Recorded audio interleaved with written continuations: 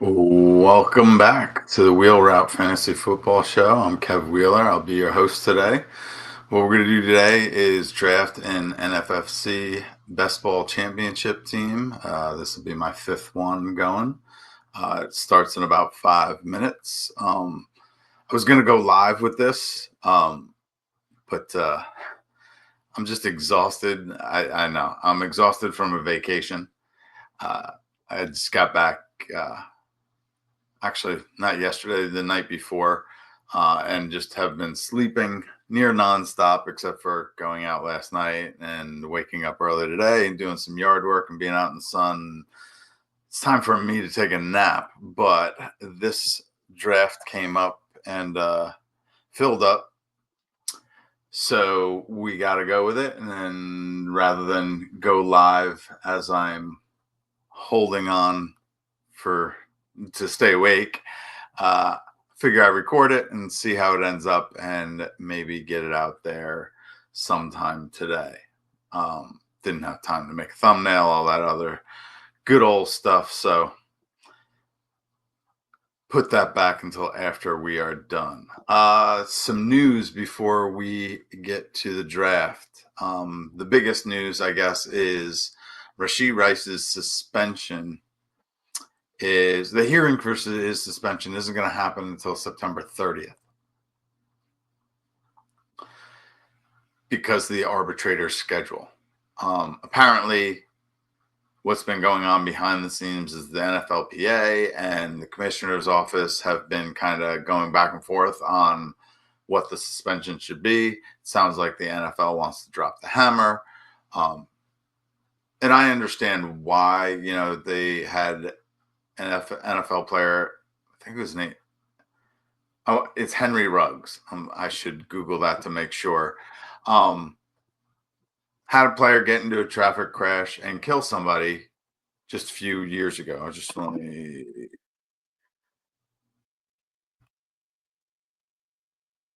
yeah, Henry Ruggs third. Where is it? All right, it doesn't really say, but it's got to be him, Henry Ruggs. Um, had somebody kill some, had an NFL player kill somebody in a traffic crash.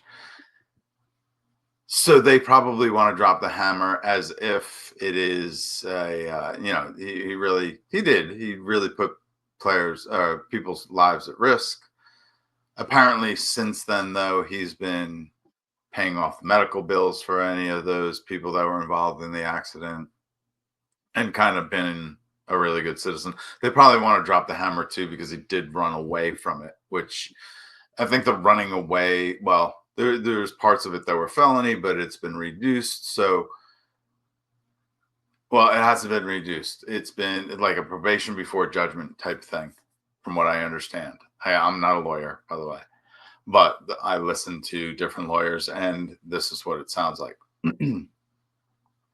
So he's agreed to a reduced charge, but he's on probation, and it's basically probation before judgment. If he does violate his probation, then the felony drops. But if he goes through the 5 years of his probation with no further incidents, it's expunged from his record, so the felony doesn't exist. So the NFL, it sounds like the NFL is arguing that this is a felony, and uh, the NFLPA is arguing no, it's not a felony, at least not yet. So you can't punish as if it is already a felony, yada, yada, yada. They're going back and forth. They can't agree on anything. They go to an arbitrator. This arbitrator, former attorney general, but the last one she did was the Deshaun Watson arbitration. She came back with a 6-game suspension, but the NFL wanted 14 games.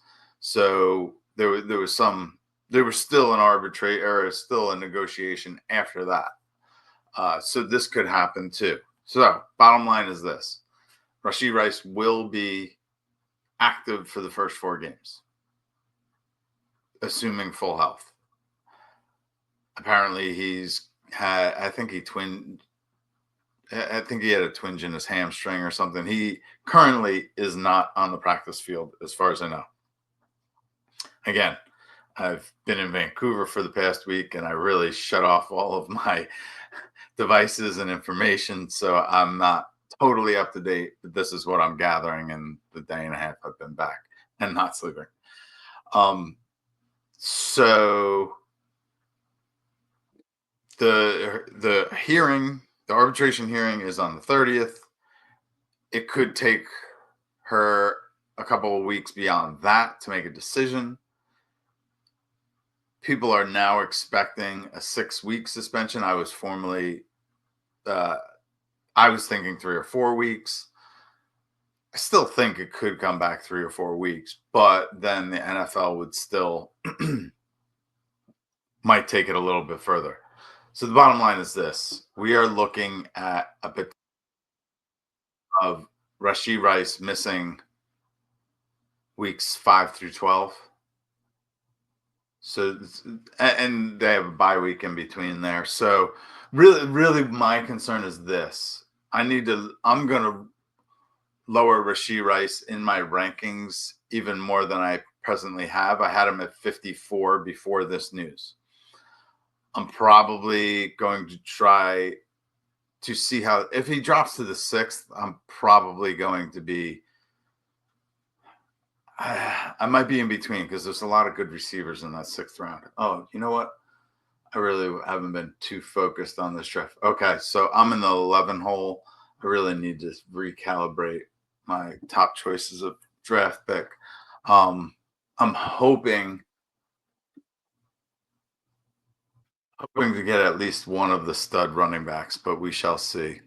Um, Maybe I should cue some guys up just in case. Where is my? I haven't updated my default list in a couple weeks, but I am also using the Fantasy Pros Draft Wizard to with loaded with my rankings, other people's rankings, and I got a couple different cheat sheets in there based on different things. ADP, a genuine ADP, not the ADP that's in this draft room. The ADP that is listed in the NFFC draft room looks as though it compiles everything from the beginning of their drafting. And I've said this every time, but uh, we're looking at ADP all the way from back in April, probably May is probably when they started this. So I want to use current ADP and I grab that from a particular source. And we see running backs flying off the board as per usual, which is why I would actually in these type tournaments prefer a draft pick in the middle. I think I think the 7 hole is actually optimal. Um,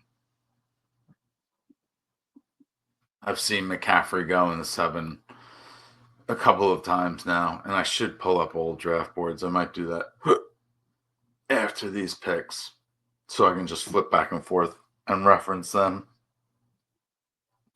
just because there are different trends in different formats, different, sites. So I like to reference and look at players that I also have had exposure to already. And I'm just hoping. So I got 2 running backs in my queue. I'm gonna hopefully, I definitely prefer one over the other. And since I'm recording, I guess it doesn't quite matter. I can talk all I want. I am hoping for Devon Achan, um, but would take Derrick Henry. I want at least one of those top flight running backs on these squads. Yeah, third round reversal. There's also third round reversal in these, so I could probably get a a solid running back at the top of the third. But in all honesty, I'm not afraid to go triple RB in these things right off the top. It's because there are always seemingly tons of wide receivers. It really makes zero sense to me. Besides the 30 round thing, these are 30 rounds, and I'm gonna get Derrick Henry. I'm gonna go double RB right off the top. Love doing that. I think I have Derrick Henry in almost every one of these. I'm gonna flip. You're not gonna see it, but I'm gonna flip back to some old draft boards. Let's just pull up the one from, is that August 4th?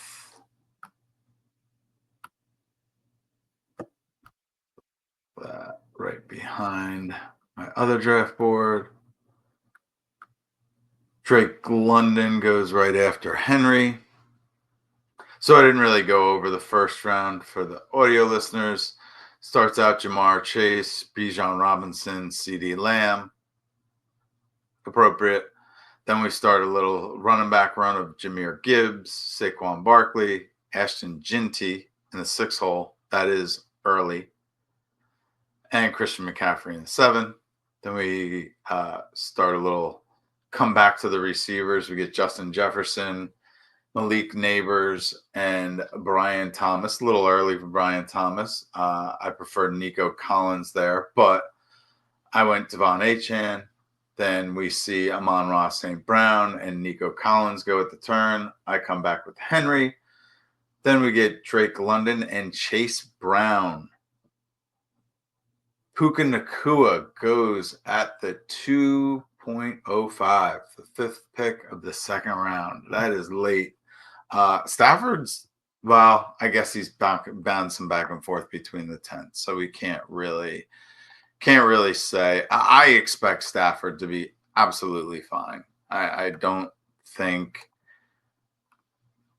I don't think he's gonna miss any games at the beginning of the season anyway, unless they say, let's start out a little slow. There's no urgency, but I doubt it. I think they want him from week 1. I think he wants to play week 1. He is a grinder. He has literally no quit in him. He will need to be told he must sit. And I don't know if McVay's going to do that either. Let me just see. All right. So after A.J. Brown, we get Garrett Wilson. Early on Garrett Wilson, in my opinion. I like Garrett Wilson in the 3rd, but it's definitely not normal for this format, I do believe. Then Josh Jacobs, that's early in my opinion for him. Brock Bowers, that's a great pick in this format. 2nd round to, what's that, 9th pick of the 2nd round.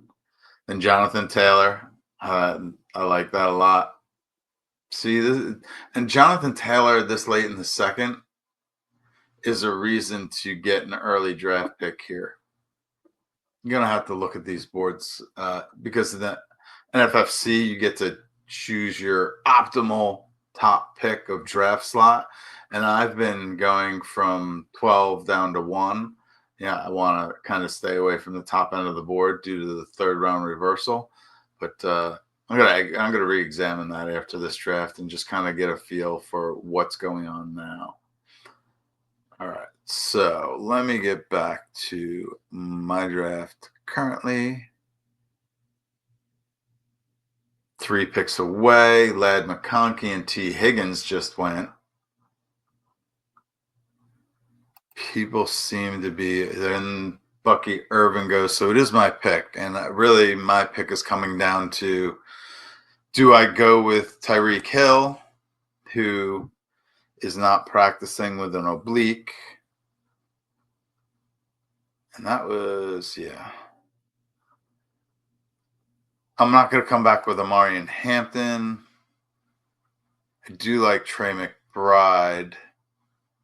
I'm not going to do the quarterbacks this time around. Yeah, I think Trey McBride is the way to go. I've been doing Tyreek. Tyreek's not going to drop a ton. That's a debate. I only got 10 seconds left. I'm just going to put McBride up there and draft McBride. All right. So it looks like I got Tyreek Hill in my last draft. My last draft, I went, and I can show this. My last draft, which was 11 days ago in this format, I started with Achan and went Nakua and Hill instead of Henry. So this current draft is a good change of pace from that. Let me look. I've Achan in a lot of these apparently. This is from August 2nd, I believe. Achan, Puka, and Omari and Hampton. I got a lot of Puka, I guess.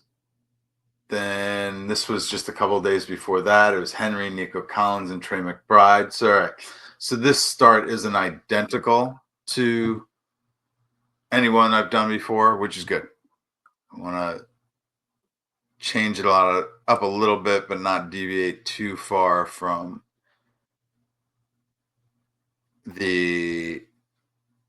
what I would not differ too far from what I would consider rational normal ADP. All right. So we talked about Rashee Rice. I want to pull up my first draft board from the original one I did a few weeks, probably a month ago now. Yeah, almost exactly a month ago. Where am I? Back to my teams. Bear with me for just a moment. And am I showing? No, that's an old draft board. I will show the new draft board after my Trey McBride pick. We see JSN and Marvin Harrison go. Marvin Harrison's been getting some good hype lately. In fact, I just saw what did I see from 32 Beats. You can see a different Marvin Harrison Jr. compared to his rookie year, more confident, fluid, mature, overall understanding. He got himself open several times, and Murray missed him. He did make an acrobatic catch toward the sideline with Surtain in coverage. So looks like Marvin Harrison is putting the effort forth, which is really what we want to see, even if that connection with Murray isn't quite fully there yet.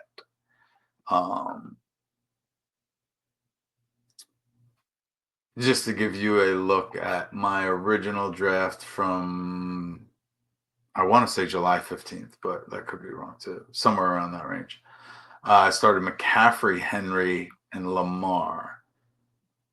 So I have two shares. This is my third share of Henry and my third share of Achan.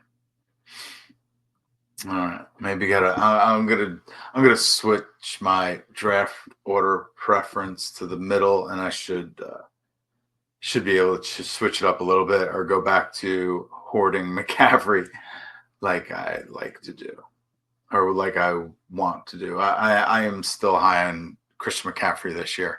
I have little doubt that even if he's, let's say, 80 to 90% of what he was, with Debo gone and Ayuk out and Jennings looks like he's banged up, they're going to be using McCaffrey and Kittle till they're worn out, which, may not be the greatest thing for any of us either. But I mean, in a format like this, where I don't have to worry about weeks 15 through 17. So this is a tournament, but let me explain.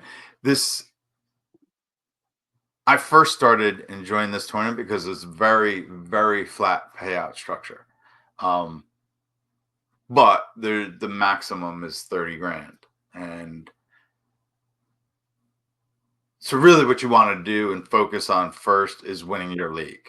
When you win your league, you get 800. If you get in second, you get 400, I believe. and I need to double check on that. And then you go, well, there isn't even a playoff system. It's just they're taking your overall score, and I think it's the top 20 get bonuses on top of that. A couple of years ago, I came in fourth. I think that was an extra 5 grand or something like that. Um, I can go over the payout structure and such in a little bit. I don't want to flip too much back and forth just because I like to focus on what I'm doing and I like to let you know what's going on. All right, so after Marvin Harrison, we had we had the quarterback run. Ooh, Lamar Jackson, then Jalen Hurts, then Josh Allen in the third. Oh, yeah, I'm really wishing I was middle to front of this draft. Still have, why can't I think of Jaden Daniels sitting out there. After Josh Allen, Kyron Williams goes in the third. Since he signed his contract, he's been going higher. Terry McLaurin after that, not quite sure how that fits in the grand scheme of things. Maybe he is hoping to get Jaden Daniels on the way back, but I would have taken Jaden Daniels there and then McLaurin on the way back. McLaurin would have sat. Then late in the third, we see Omari and Hampton go. I was contemplating taking him at 302. Then Joe Burrow at the 311. James Cook at 312.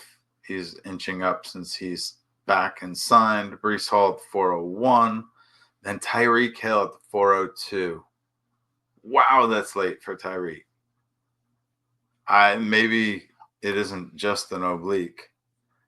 Or maybe the oblique isn't as simple as they made it sound. I don't know. The only story here is how the Dolphins never showed any genuine interest in moving Tyreek Hill in the offseason. No, he's ultra talented. Why would you want to move him? And if he's even halfway to being on board with this, really what his teammates need to do is rally around him because Tyreek Hill feeds off of his teammates. He's looking for that kind of acceptance in the locker room. After last season's late season antics, he went through a lot mentally last season. I just don't quite get he needs support more than anything. He's obviously, in my opinion, I'm no expert, but it appears to me that he is experiencing some mental health issues. So you need to support something like that. After Tyreek Hill, we get George Kittle and Jaden Daniels. Man, just values falling down at this end. Mike Evans in the fourth, value. Mike Evans is who I would have picked. He's the receiver I had first on my board at the beginning of third. Then we see Cortland Sutton, Kenneth Walker, and DK Metcalf. This is a flattening, although I kind of have a dilemma here. It's tough. I'm going to see. All right. So in my queue right now, and I should, I'm going to put this over here. I'm going to put my little draft assistant over here.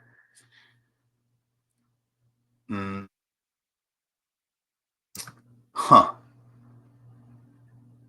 All right. So I right now have DJ Moore, Xavier Worthy, George Pickens, and Tet McMillan. Or sorry, Tatora, T-Mac in my queue. And I believe that's the order I want them. Devontae Adams just went. He was in the queue as well. That was the one I was struggling with where to rank him. All season I've kind of had Devontae Adams and Mike Evans really close to each other. But just because of the Stafford news. Um, I'm kind of playing the market and letting them slide a little bit. All right, so I'm going to get two of my four guys that I like. Which one do I want first? I'm still pretty high on DJ Moore. Um, my other drafts, I have a share of Worthy. I have Tet Worthy. Oh, I do have a DJ Moore there. I have a lot of each of these, but I'm gonna bet I'm gonna take DJ Moore here, and I'm not. I'm happy with any of them that come back, whether it's Worthy, Pickens, or Tet McMillan. I think I have debating between. I think Worthy's value actually increases with this Rashee Rice news. I've heard other people think otherwise, and I know people are moving. Oh, I do like Pickens a lot, though. I'm gonna go with the Worthy just because if Rice misses 6 games, especially if it's mid-season, I just I think that increases in a league like this. It increases Worthy's value. The I think the punishment for Rice is going to be more severe than I originally thought, which means Worthy gains more value. Um, so in the fifth round, I can't deny him. Although it was very difficult to deny George Pickens as well, and Devontae Smith and Jaden Waddle, Calvin Ridley, Travis Hunter, Zay Flowers. There are a couple running backs coming up that, but they're all mostly far away. Most of these I won't even have a chance of getting. Uh, Rashee Rice goes the pick after Worthy. I didn't even see him on the board. I need to. Oh no, I didn't see him on the board because I have. I've had Rice kind of even with the Zay Flowers, Travis Hunter uh, tier. I'm not sure how. I think I would move Rashee Rice just down a few spots, not much. It's still going to be right around that Chris Olave, Jawan Jennings, Stefan Diggs. Although now I'm hearing things about Stefan Diggs. This seems like all the receivers are getting dings, knocks, pulling hammies, twisting ankles. It, so many of them are just wounded soldiers right now. Uh, it's really hard to kind of keep track of all the bumps and bruises. But after Rashee Rice, we see Alvin Kamara. Again, Kamara is better in this format. Actually, Kamara is better in redraft than he is in best ball. I'm not so sure. I think taking Kamara in the fifth, you are betting that he gets traded. Because if he's still on the Saints come week 10, 12, I don't, I think he's going to, start limping for no good reason and just pull himself out of games. Like I wouldn't blame. I don't blame him. You know, he's over 30 now. I should look that up, or he's right around that age. So he's old. Should only be playing if he's absolutely needed. Can't believe Pickens went that late. Good lord, I really, really want that 6-7 hole in these drafts.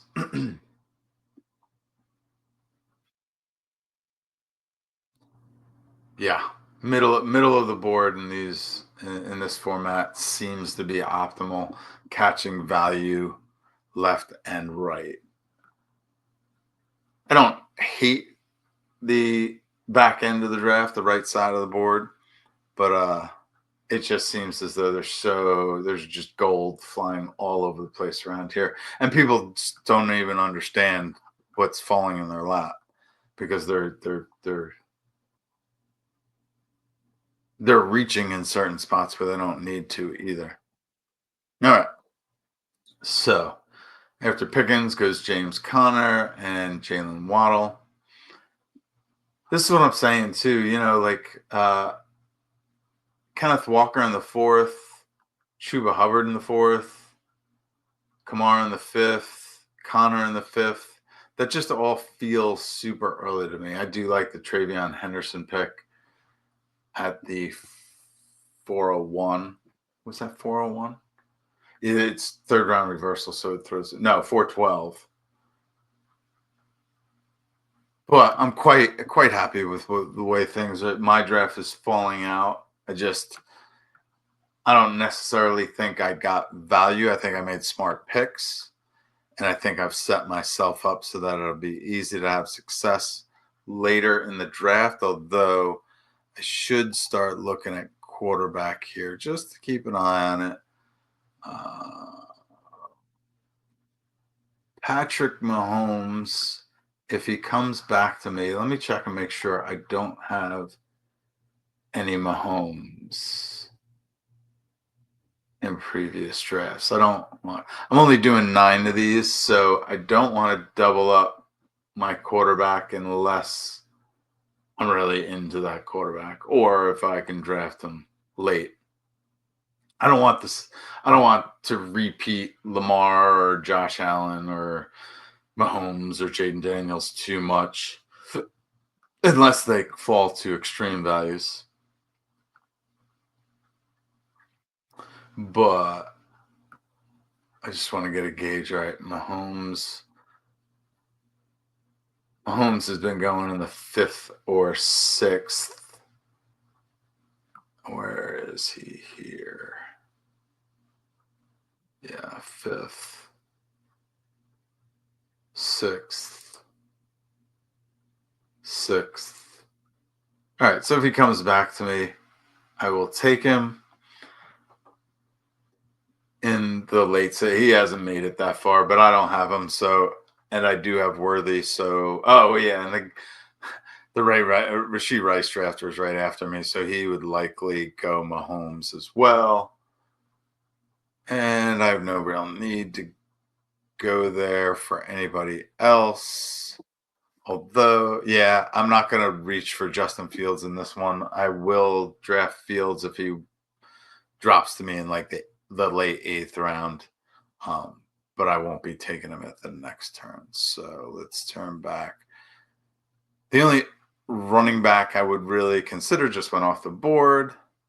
And let me get caught up on the picks after where I live off. I left off at the Waddell. So the 5-6 turn goes Flowers, Pacheco, Debo, and RJ Harvey.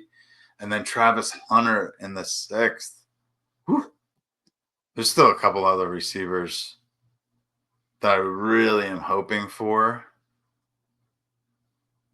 Really only one. The rest of them I'm fine with, but by no means would be excited about.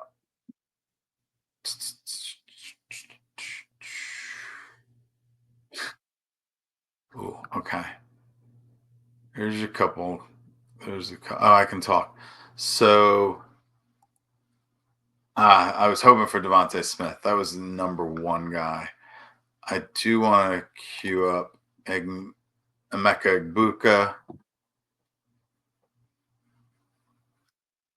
Um,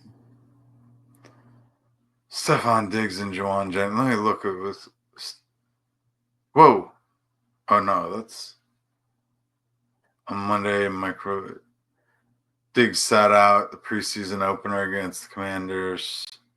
Now, there's got to be more updated news on Diggs, right? Thought I saw something.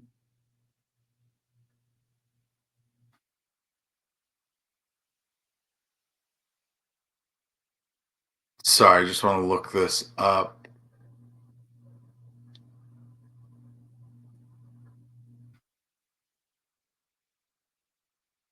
Wide receiver, AJ Brown, Terry Cole, she Rice as a Bond.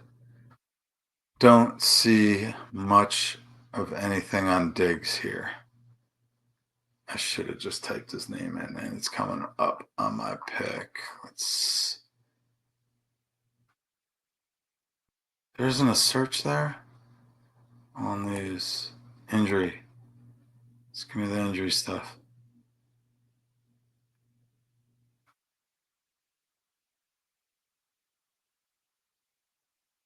Ayuk will be back week 6. All right, that's good to keep in mind. All right, I don't see anything updated on Diggs necessarily. There was some reports that he may not be being positive, but I am going to. I'm not going to jump on Roma Dunze right now, just because I already have DJ Moore, and I don't want to be too invested. I'll have to commit to. Oh no, I said I was going to draft Patrick Mahomes. Yeah, I'll take Mahomes. So that I am quite secure I'll get one of either Odunze or Olave on the way back.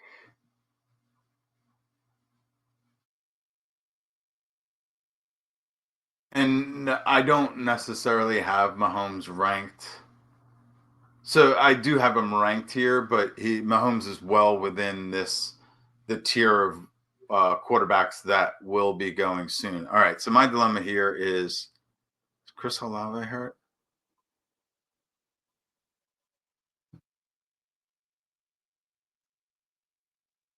August 10th,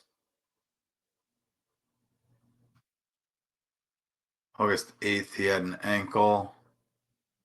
I don't know how severe that is. Do I want to go with Olave, Odunze, or Ibuka? I'm going to go Olave.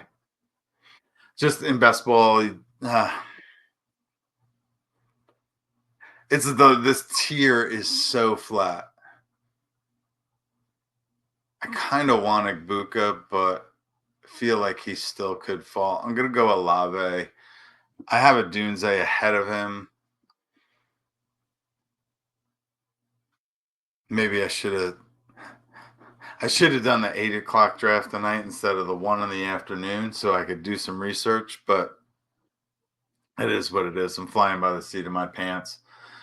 Olave has a boom bust profile, and we'll see who's throwing him the ball, but that's kind of a risky pick there. But it's a best ball pick. What are you going to do?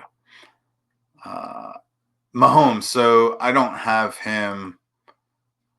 I have him in the same tier as Kyler Murray, Justin Fields, Baker Mayfield,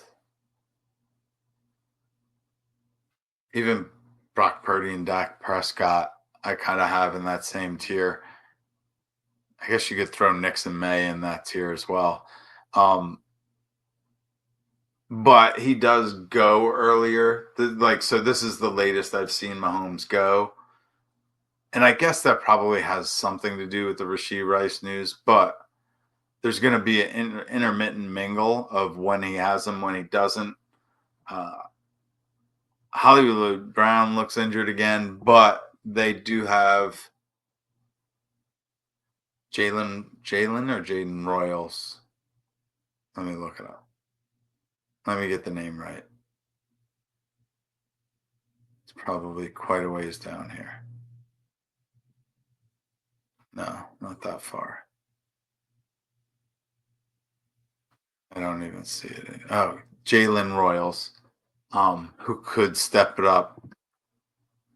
And just a plethora of other guys there that will do the job. Mahomes wants to fire it downfield this year. He said last year they did what they had to do.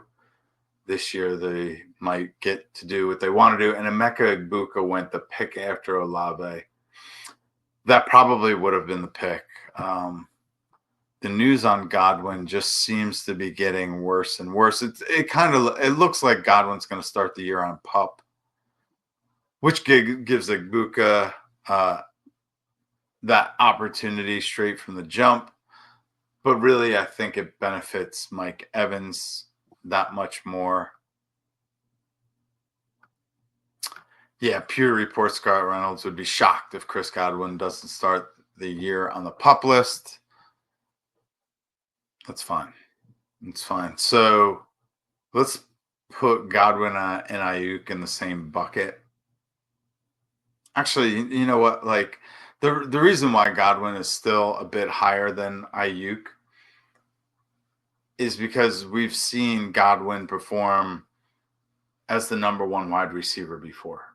Maybe not for a full season, but definitely a half season. Last year, first half of the year, before he went out with injury, he was the 1 or 2 ranked wide receiver in overall PPR scoring. And we've seen him do it in stints before, 6 or 8 week periods where he's the wide receiver 1. We've never seen that from Ayuk. We've seen games where Ayuk does extremely well, but he never has really put it together for a consistent extended period of time. I think he did have one fantastic year, but Godwin is plain simple a better pick than Ayuk, even when they're both healthy. Egbuka's a rookie. Before Godwin's wife, girlfriend, fiance, one of those, complained about his usage, was it last year or 2 years ago? Mike Evans was being peppered with targets from Mayfield. So after there was a stink about it, all of a sudden he switched to peppering Godwin and realized, wow, Godwin's great. And Mike Evans may not have reached 1,000 yards last year had Godwin not get hurt. And they kind of forced it to him at the end. But I have a feeling with Godwin out, they are going to force quite a bit to Mike Evans. Sure, the Egbuka is a good pick, but I don't necessarily, I guess, looking at things, he's probably a safer pick than Olave. Probably has just as high an upside. Although, maybe the Saints get a quarterback from somewhere. I was thinking the Giants could probably trade Russ Wilson or Jameson Winston. I wouldn't be surprised with either one of those moves. Jackson Dart looks like an NFL quarterback in his preseason usage, so he looks like he's ready. I would not be surprised if the Giants turned to him much quicker than is assumed. Although this is probably a lost year for the Giants. No matter what they do, they have either the hardest or second hardest schedule in the NFL per, I think it was PFF that did it, and a couple sites that do it. Sharp Football. Sharp Football is the most reliable one for that strength of schedule stuff, in my opinion.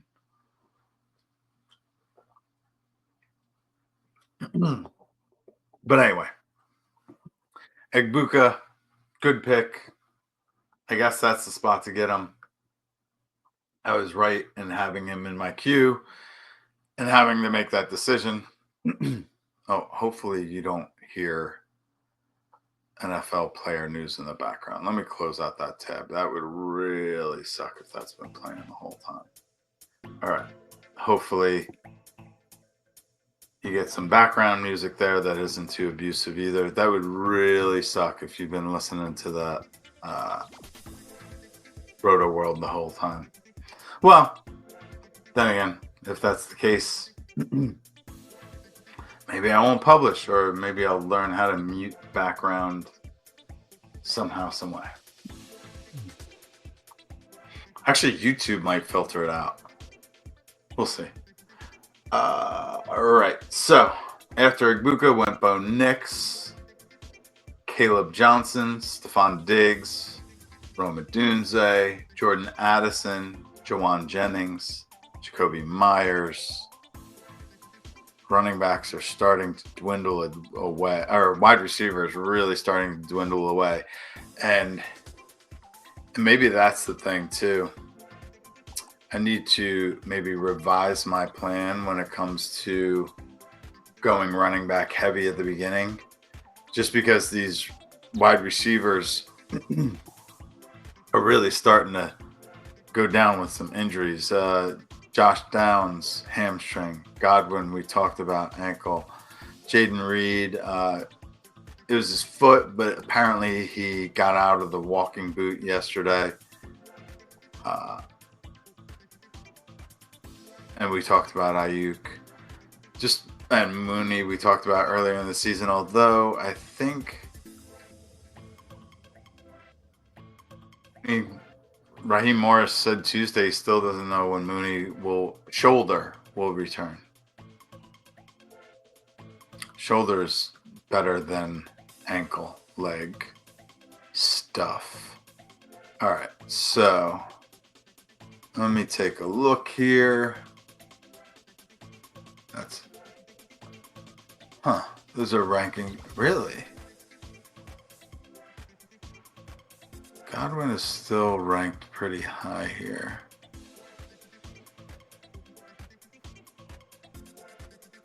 What's that? Downs, Higgins, Reed.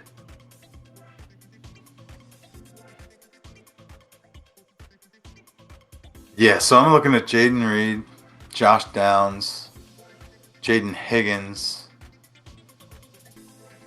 Could go Mark Andrews.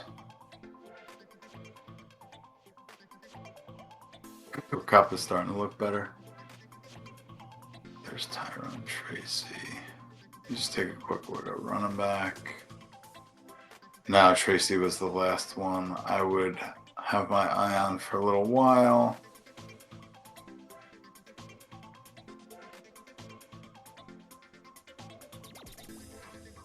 I really should go Travis Kelce for the stack.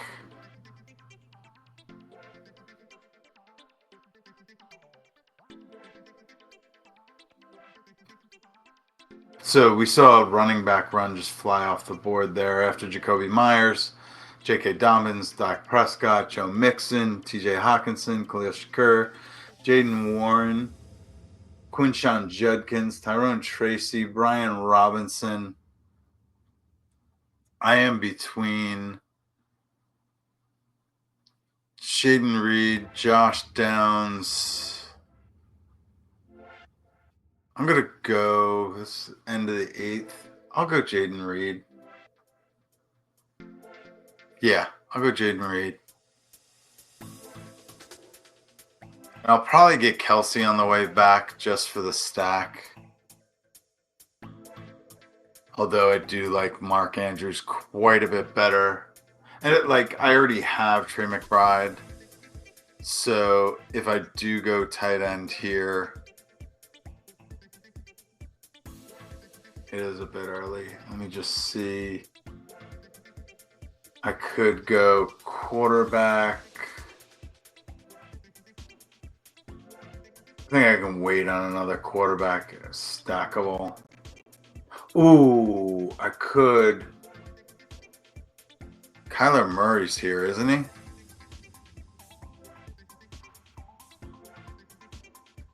I could stack Kyler Murray with McBride, and I just feel so much better with that. Because there is going to be a quarterback run here. We just saw at the turn Baker Mayfield and Brock Purdy go. So if I can get Kyler Murray after I picked Mahomes, we saw Bo Nix, Jared Goff, Dak Prescott, Baker Mayfield, and Purdy, and I have Kyler Murray ahead of all of them. I can stack them with McBride, my tight end. There's a chance Kelce comes all the way back to me at the next turn. We see Trevor Lawrence go right after that. I think I just stole Kyler Murray from the crowd, which is cool. I kind of like that. And I am going to queue.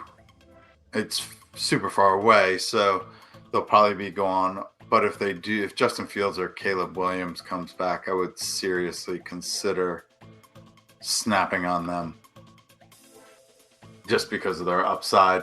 I'm going to go with at least 3 quarterbacks. I mean, if the next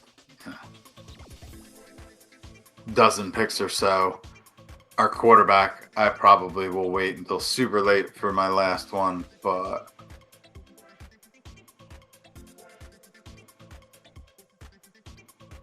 actually, I might wait until super late for my last one either way. Anyway. I'm extremely high on Anthony Richardson now, but in this format, Anthony Richardson actually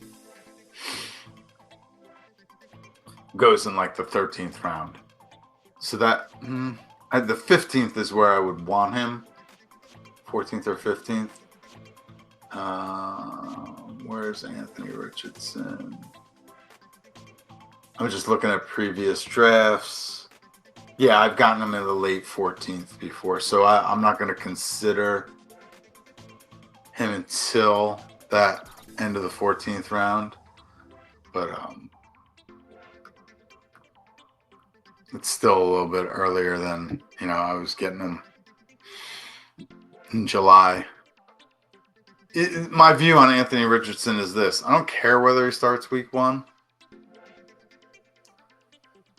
He's going to start 8 games at some point in the season. And in those 8 games, he's likely to appear as a top 6 QB in 5 of them, which is awesome for best ball.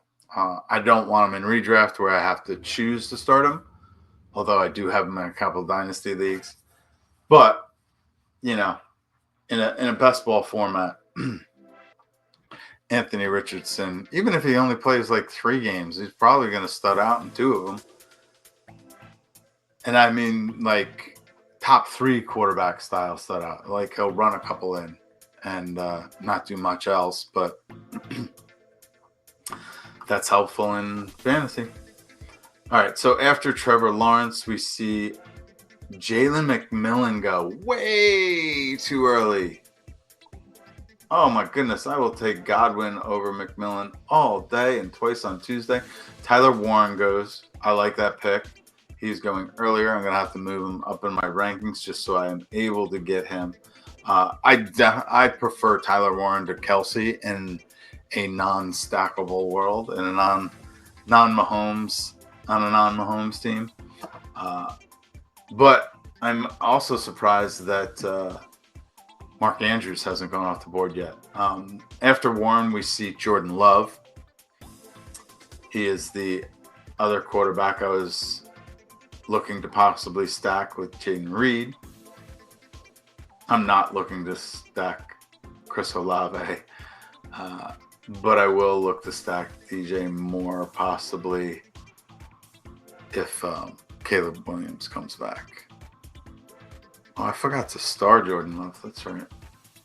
Anyway, after Jordan Love goes Jack Besh. There's a couple people here that are just like, what are you doing?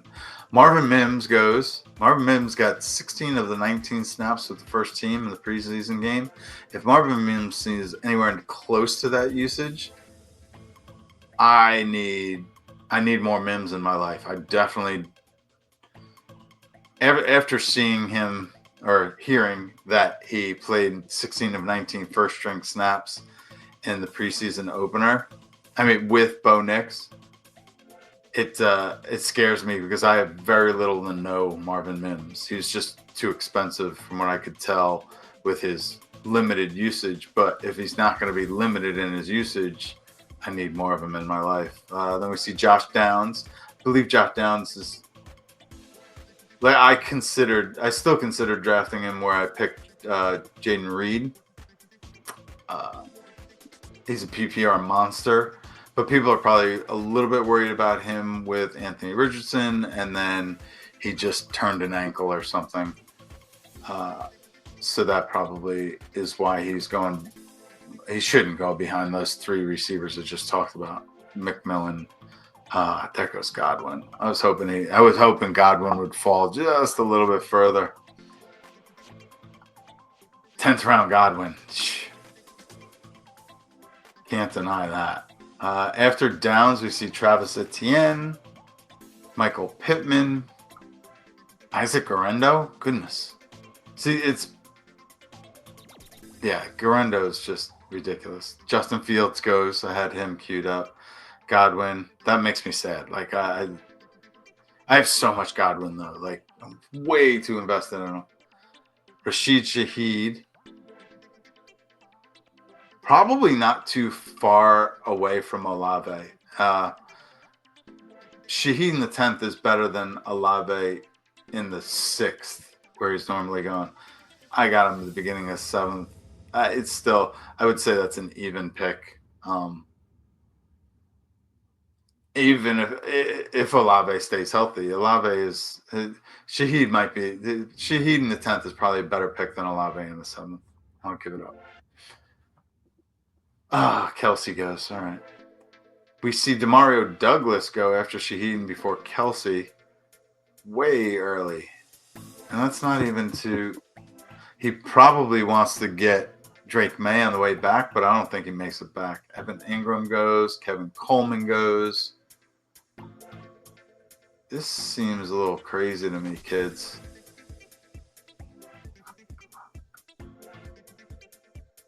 We still have Jaden Higgins, Mark Andrews,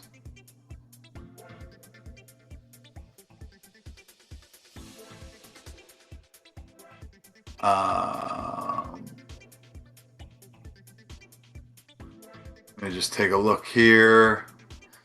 Jaden Higgins, Cooper Kupp, Mark Andrews, Drake May, Darryl Mooney, Caleb Williams, Luther Burden are kind of the next guys that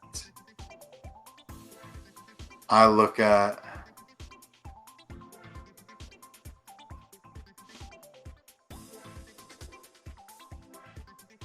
And one away. Mark Andrews goes. Damn, I really would have liked Mark Andrews. I mean, I don't need a tight end, but he stood out to me as super value. Ooh. Now, I have to go. I'm torn now. Tight ends are flying. I have one.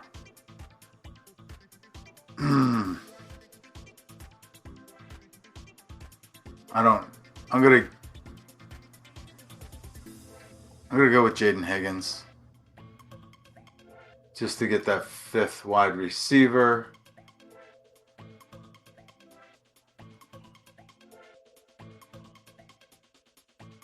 I'm debating Colston Loveland or Caleb Williams at this point. I have 2 quarterbacks, don't need another. If Colston Loveland comes back, I'm going to go with Colston Loveland. Could do Njoku. Caleb Williams is a nice stack, but I have 2 stacked quarterbacks already. I can get a 3rd later. I just don't think Caleb Williams hits the lineup often enough to get him here. But there's really no running backs on my radar. I feel good at wide receiver, so it's Colston Loveland, Caleb Williams. All right, good. He goes Trey Benson and Romeo Doubs. Severe reaches, in my opinion. I am going to grab my 2nd tight end here in Colston Loveland, and he's a non-QB stack with DJ Moore. So the philosophy there is that in a stack, the quarterback is kind of the least important part when you're doing a team stack. I can make up Caleb Williams points or quarterback points with a quarterback 2 or 3 rounds from now, or one of the quarterbacks I already have. As I said, the likelihood of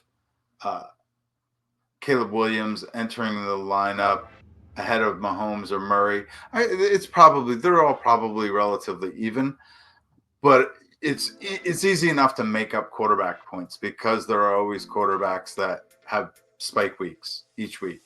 If you look at, quarterback results each week and how they compare to quarterback rankings each week, it's astonishing how much the difference is almost as wide as tight end. And you could also say, how often am I going to use Loveland with McBride? But probably anytime Loveland scores a touchdown, I'm going to use him with McBride. And I don't have to use him in place of McBride. I could also use him in the flex. So there are 2 options for that tight end position. To go in, and he's stacked with DJ Moore. So the philosophy there is, if Caleb's having a great week, DJ Moore and Colston Loveland are both going to have great weeks. They could ham and egg each other, and meaning like DJ or flip flop. What are they? Yin and yang. There's a couple of different terms for it. I call it ham and egg because, I guess my ham and egg. It's a golfing term used when I was a caddy. Golfers used when I was a caddy. It's pretty much one guy does one week, one guy does another week, or one guy does one hole, the other guy does the other hole. So they're flip-flopping weeks. Get that puzzle piece meshed together with those 2, and essentially you have, between DJ Moore and Colston Loveland, you have something in your flex every week, in theory, for most weeks. All right, so after Loveland goes Penix, and Caleb Williams goes right after that. I have a feeling that like Colston Loveland, Caleb Williams you'll see that at the, the 10-11 turn quite often, with the same team grabbing both. Then we see Keenan Allen. I like that. That is probably where he should be ranked, right next to Christian Kirk, who goes right after him. But I still have both of them before guys that like Romeo Doubs and Demario Douglas, Jalen McMillan and Jack Besh, and probably even now. I guess Marvin Mims has moved up since then.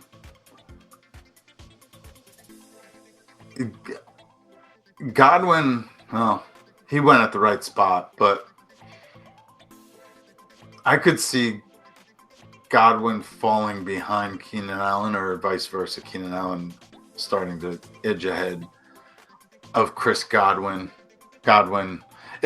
They haven't announced yet that he's officially going to be on the PUP list, but when there's any kind of official announcement on Godwin, you're just going to see him drop more, I would think. All right, so after Christian Kirk, we see Braylon Allen go. He's been hyped up, but I don't know if he's 11th round hyped up. Certainly not in my book. Drake May in the 11th, he fell. That would have been a nice pick. Or that was a nice pick for a team that didn't have a quarterback yet. This guy. So team 5 here, starting out Barkley Jacobs, Kyron Williams. I don't know about the Kyron Williams pick, but and then coming back with Mike Evans, George Pickens, Devontae Smith, Roma Dunze. Wow, those receivers really fell to him. That's fortuitous. That was a hell of a start. Then he comes back with Hawkinson in the 8th. I would have gone, well, I could see that. I think Hawkinson and Mark Andrews are about even. But I have them both ahead of Laporta, actually. Then he goes Marvin Mims. Kelsey, he starts to fall apart a little bit there, but he grabbed his 2 tight ends. Mims, to me, is still I don't want to call it a dart throw, but not better in best ball. wide receiver. We'll just call it that. After Drake May, we see Ramondre Stevenson go. No, thank you. Although he can provide a floor. Then we see Tua go. Then Njoku, CJ Stroud, Jake Ferguson. Just take a look at the quarterbacks here. Still got JJ McCarthy, Justin Herbert, Bryce Young, Cam Ward. Then we get to the Anthony Richardson, Geno Smith grouping. There goes Justin Herbert. I feel like Justin Herbert's going way too late. Darryl Mooney goes. Darryl Mooney should have gone earlier. Actually, I don't think I really noticed Darryl Mooney when I picked Jaden Higgins. Yeah, I think I would have picked Darnell Mooney ahead of Higgins, actually. It's no big deal. Mooney doesn't have major upside, but I see a couple wide receivers here that I enjoy. I mean, so there's guys that we're starting to see the quarterbacks disappear. Bryce Young goes after JJ McCarthy. But I'm looking at Cooper Kupp, Brandon Ayuk, and Luther Burden. I know Kupp is old. Ayuk won't play for 6 weeks. In fact, Burden, there was news on him. Burden caught 2 targets for 29 yards. Burden was reasonably productive considering he only played in the first half, and the Bears didn't dress starting quarterback. Okay, so he played in the first half. It wasn't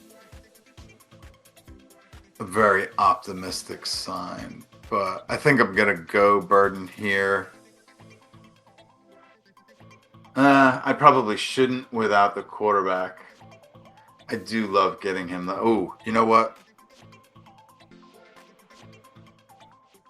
Well, there's Cam. I can go Cam Ward or Anthony Richardson, so I might let that go around the turn. Running back, I still have Tyjae Spears here.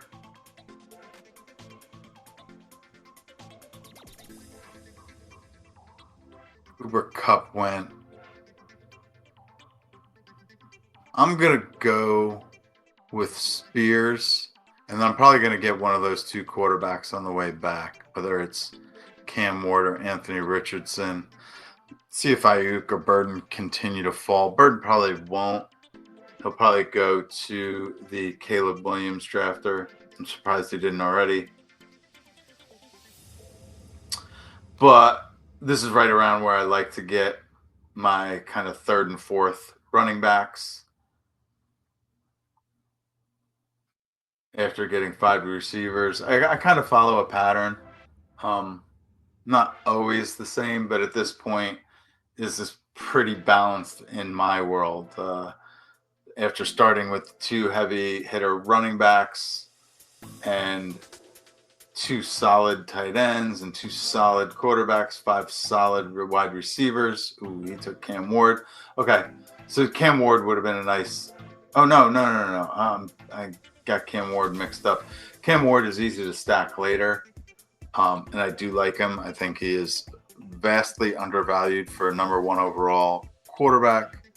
Let me just check the other quarterbacks. Yeah, so Anthony Richardson presents the only kind of super high upside remaining at quarterback. You know, there's Sam Darnold, Aaron Rodgers, and maybe Jackson Dart or like a late Jalen Milroe, but I don't want to really play that game. I got my 3 quarterbacks. I'm done with quarterback. Finito.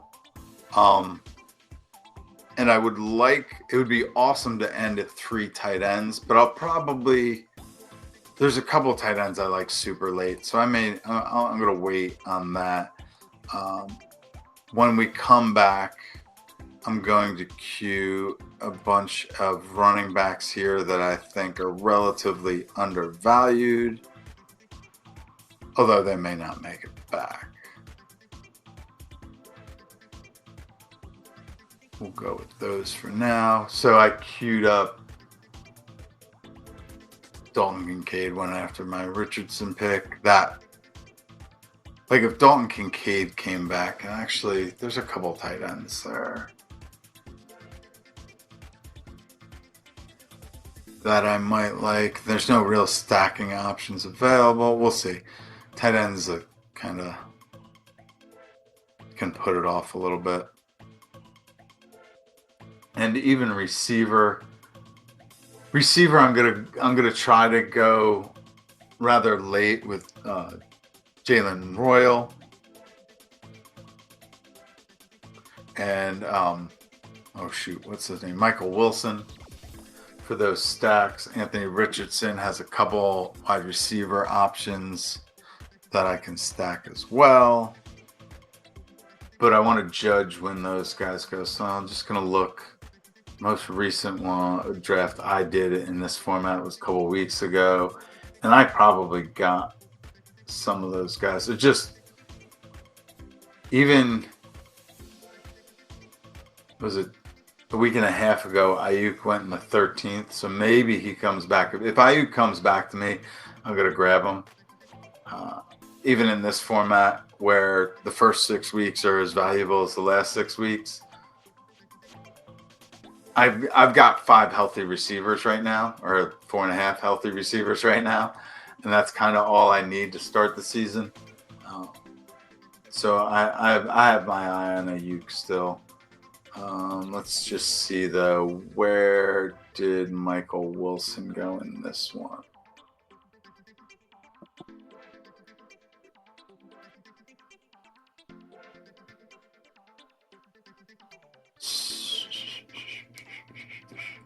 I'm as bad as my students. As soon as I get a notification, I'm like, on it.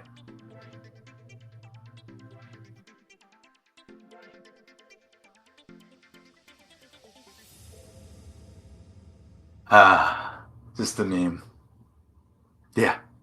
It said, whatever's in those Epstein files must be really, really bad because he's just pulling some nonsense at this point. That's what happens when you have a rapist as a president.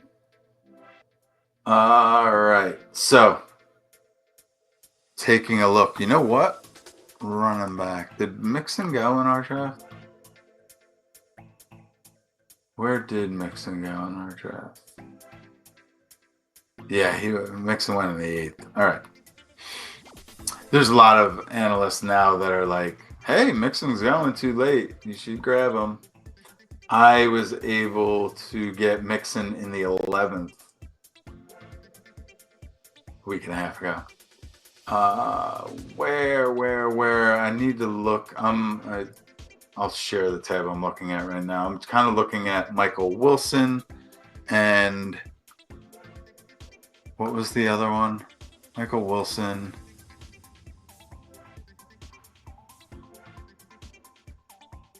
The Indianapolis running backs, but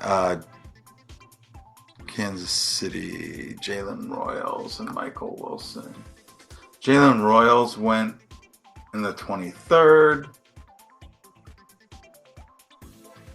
Where is Michael Wilson in this one?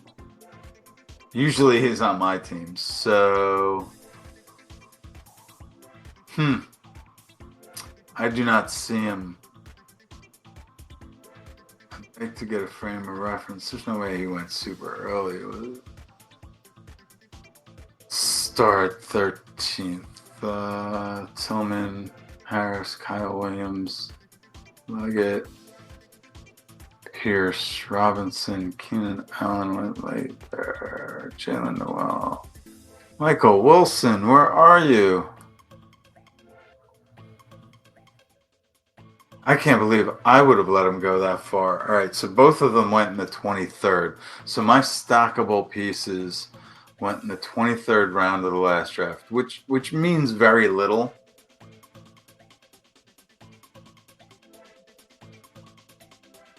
But we also have Brandon Ayuk and Luther Burden hanging around still. All right, so after I picked Richardson, went Dalton Kincaid, Sam Darnold, Bashal Tootin, Jaden Blue, 2 guys I had in my queue. Brenton Strange, Cedric Tillman, another guy I should have had in my queue. I want to move him up a little bit. He's starting to get some hype. I had a bunch of them early, though, and I laid off of them. Then we see the Broncos defense go. Bizarro. Najee Harris should be going in probably a little bit earlier, but I had him in my queue. Jakari Kroski-Merritt. Apparently, Corey Krosky-Merritt goes by the nickname Bill. So we need to make that, standard practice. We could just call him Bill. Or I'll probably go JCM. Yeah, JCM. Then Ray Davis goes. Aaron Rodgers goes. Rashard White. Jaden Wright. Dylan Sampson was the last of those running backs I had queued up. So at running back, I don't know, man. Not much. I'm looking at pushing up a couple of guys, but I don't quite want to do that yet. I want to see if some other pieces fall. I keep forgetting I'm not live. So, like the running backs I really want on my team next, just 11 days ago, we're going far later. They're Woody Marks, Taj Brooks, Keaton Mitchell. But now I've seen them going in the 14th, 15th round. I've seen them going right about now. But if Brandon Ayuk and Luther Burden are still there, I'm not going to be able to deny that. We have 14th, 15th round. I also like just kind of putting Dallas Cowboys kicker in my queue. That's the only one I'm going to do that with, though. A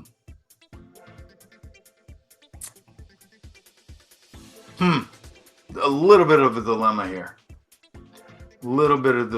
After, where did I leave off? After Dylan Sampson goes, we see Kyle Williams, Jerome Ford, Dallas Goedert, Isaiah Likely, Quentin Johnson.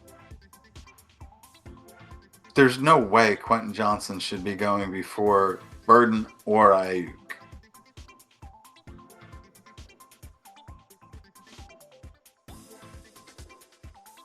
Could be playing the Ayuk doesn't play at all game, right? In which case, Demarcus Robinson needs to be on people's radar. Super late.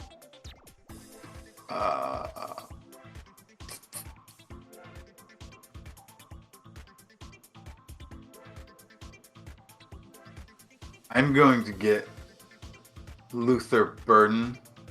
We see Tyler Algier go. I'm going to get Luther Burden before Ayuk. And I might... And I guess I could get Eckler or Roshan Johnson.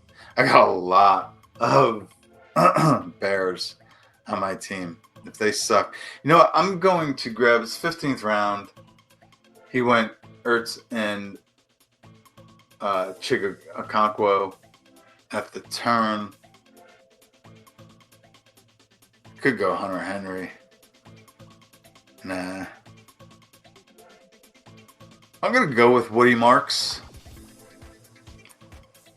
Look, even if Mixon plays week 1, even if the ankle foot injury was a boo-boo and is fully healed, he's older. Nick Chubb doesn't really factor in a whole lot to me. Both at this point, Chubb is just a first and second down guy and doesn't match Woody Marks' skill set at all.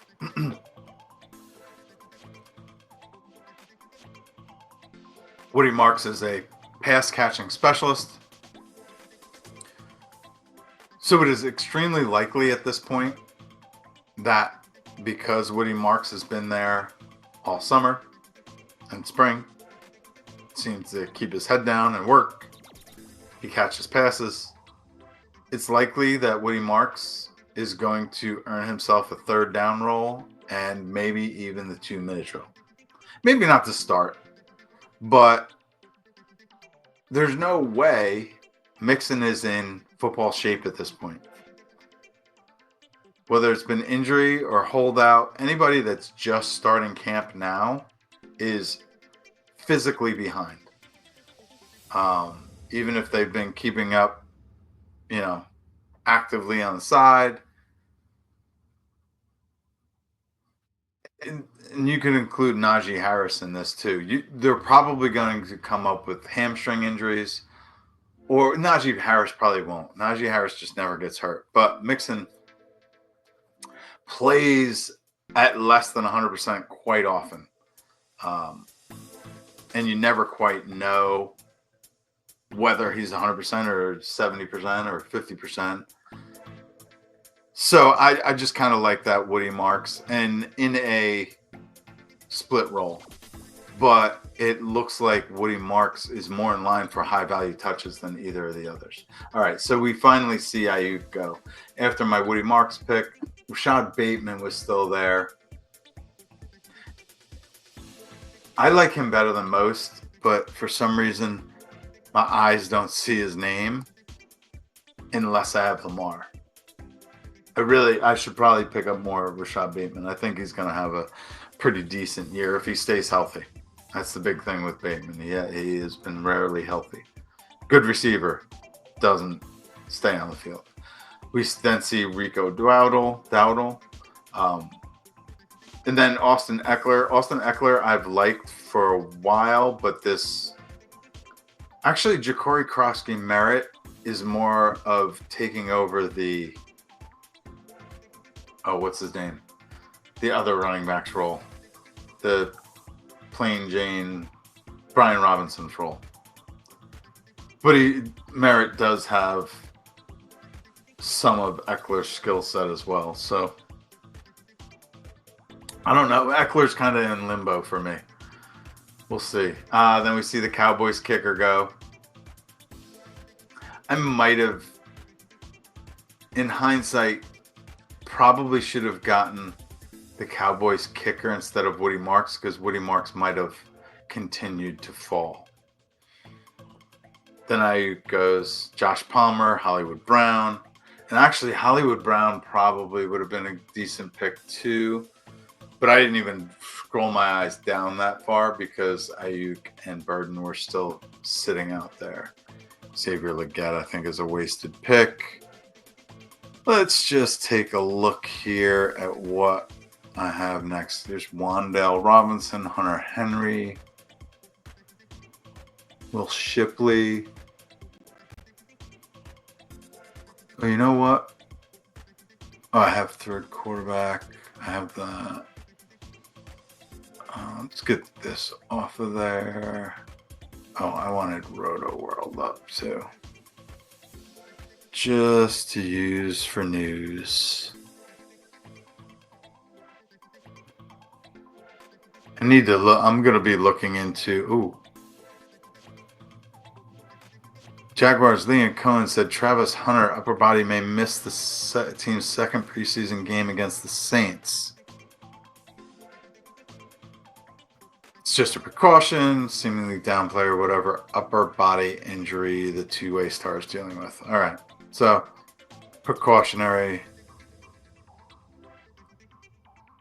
No big news. Oh, they are talking. Texans are talking about Texans OC Nick Caley praised Damon Pierce for being a physical, violent runner in camp. Just the opposite of Woody Marks. So Woody Marks' role seems wide open for the taking. So like I've been grabbing him a great deal. Trey Harris is falling again. I like De'Ami Brown now. Hunter Henry.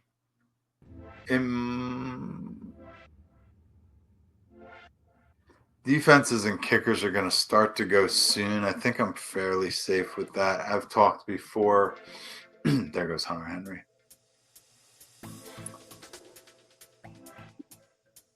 Yeah, desperate for any of these tight ends necessarily. Feel like there's a couple late that I really like. I like Wan'Dale Robinson in this format. What am I missing? All right, so I don't need quarterback.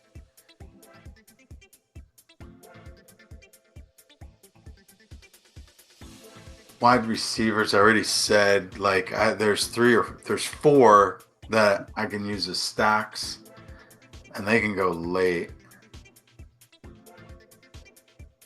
It's another running back here, that I would really prefer to have. Oh no, I got 4 running backs now.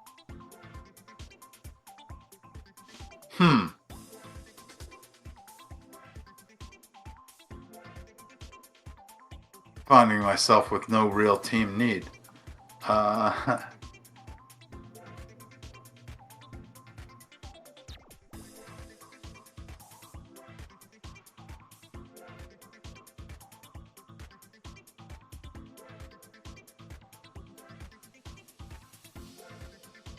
See, all right. So where did I really leave off? I left off at Ayuk. Then we see Nick Chubb, Josh Palmer, Hollywood Brown. That's where I left off. Xavier Legette, Andre Yosivas. I think that's a wasted pick. Is that Jonnu Smith? Eagles defense, Hunter Henry, Mason Taylor, Tyler Shuck, Russell Wilson, Daniel Jones. Really not a whole lot goes. Will Shipley. That's a good pick. I like that. But yeah, nothing really dwindling from my barely existent queue.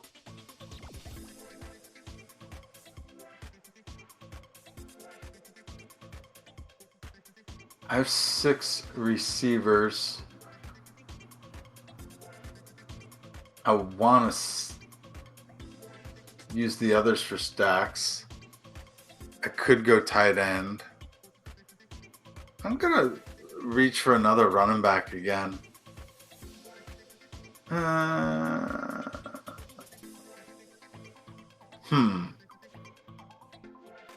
Just looking at tight end.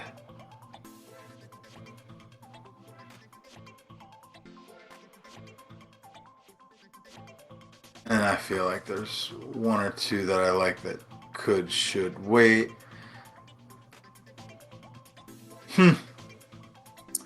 Really, I kind of torn between what I should do, because I don't need any receivers, although there's good receivers there. The running backs that I'm eyeing up, actually, I'm going to go with DJ Giddens. Is a hedge of Jonathan Taylor. Since I don't have Taylor, I can play as what I see as a very secure backup.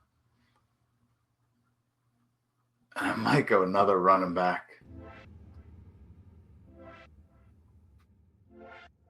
You know what? Maybe I'll go kicker here. Where am I? 17?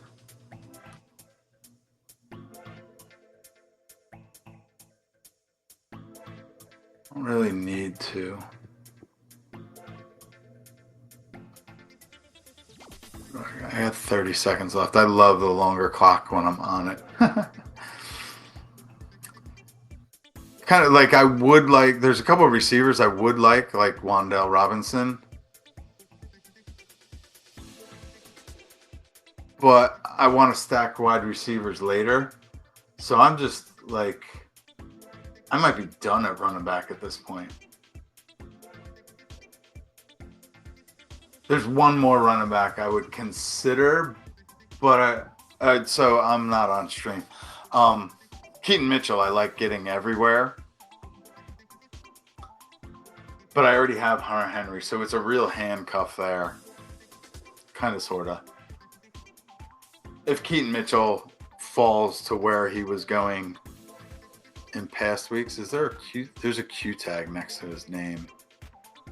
August 9th, did not participate in Monday's practice. This is just old news. All right, so after my DJ Giddens pick, Dontavian Wicks and Torrey Horton go with the turn, I get Taj Brooks. Taj Brooks seems to be emerging as the definitive backup to Chase Brown. And I just think Chase Brown with a full workload is not nearly as effective as him with a partial or split backfield. So it's going to benefit Cincinnati to split that backfield up. And I do like Taj Brooks as gaining himself a bit of a role. So it's my 6th running back. I have 6 receivers, 3 quarterbacks, 2 tight ends. We're probably entering kicker and defense phase. So I'm just going to knock a couple. I'm just going to keep in my queue. Like, I like going with kickers first, but defenses start to fly off the board. Like, I've never understood quite why defenses go before kickers. Kickers are more predictable. They generally lead to more points. I'm going to get 3 defenses regardless. Maybe people have it in their head they don't need 3 kickers. They need 3 defenses, so they grab that early. All right, so I'm just going to keep the defense tab up.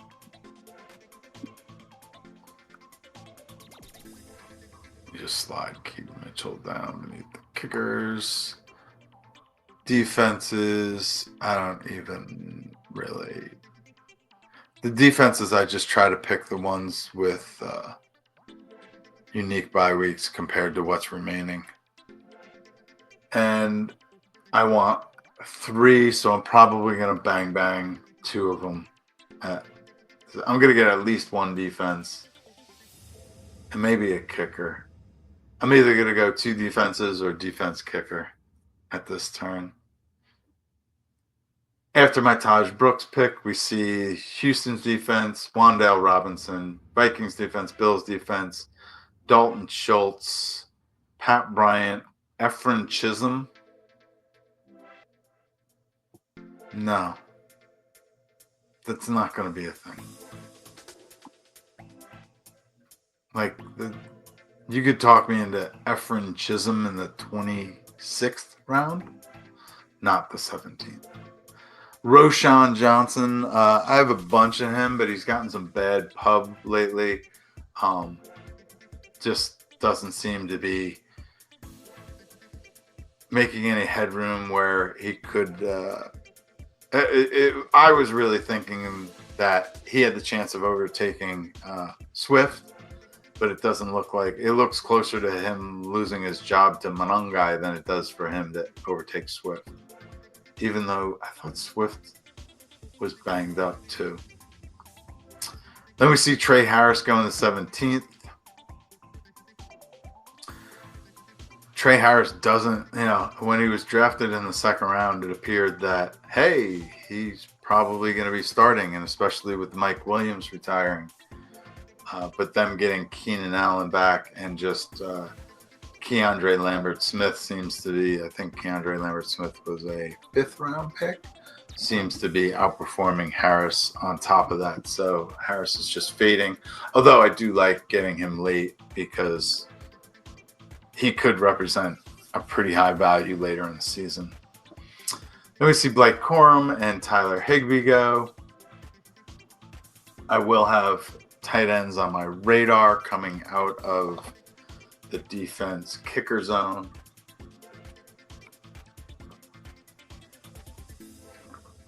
All right, seeing Trey Tucker go starts to scare me because the wide receivers I want. I'm shocked De'Ami Brown hasn't gone yet. even Adam Thielen. Um, hmm. So this is my.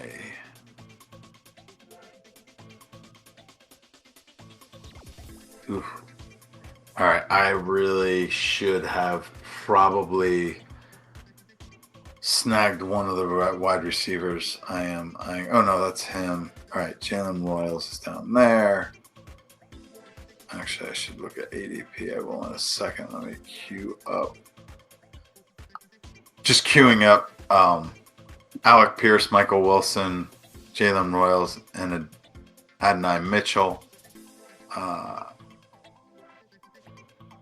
I don't need to jump on Pierce. He's got the Q tag groin, so people will probably be avoiding him. I'm expecting to see after Trey Tucker, we saw Brashard Smith. Now we're seeing, and then Kyle Monangai. We see Steelers and Giants defense go. Giants defense?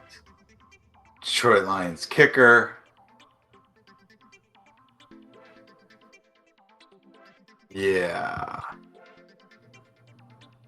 I think I'm going to split defense and kicker at this turn. Don't get me wrong, I'm a little bit worried Michael Wilson could disappear on me. But I feel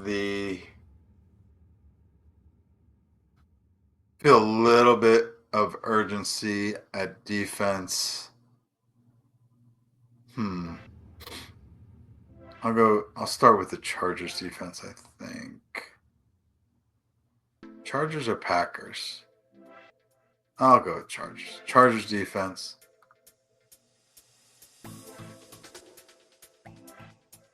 And I might come back with Chargers kicker. Just to be fancy.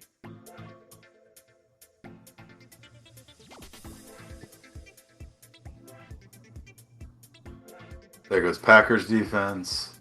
I wouldn't be surprised if he double clicks defense, I would be tempted to double click defense myself.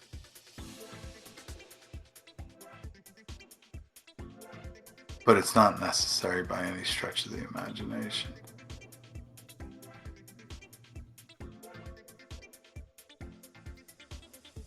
Come on, man.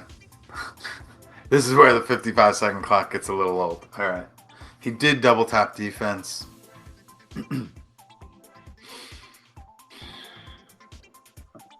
I always like to get a relatively premium kicker.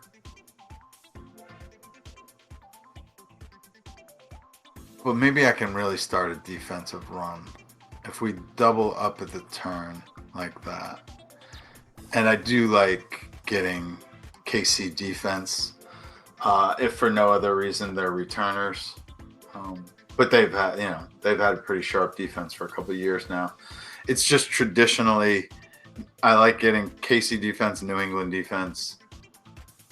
They've won seasons for me before. There was one year New England's defense scored like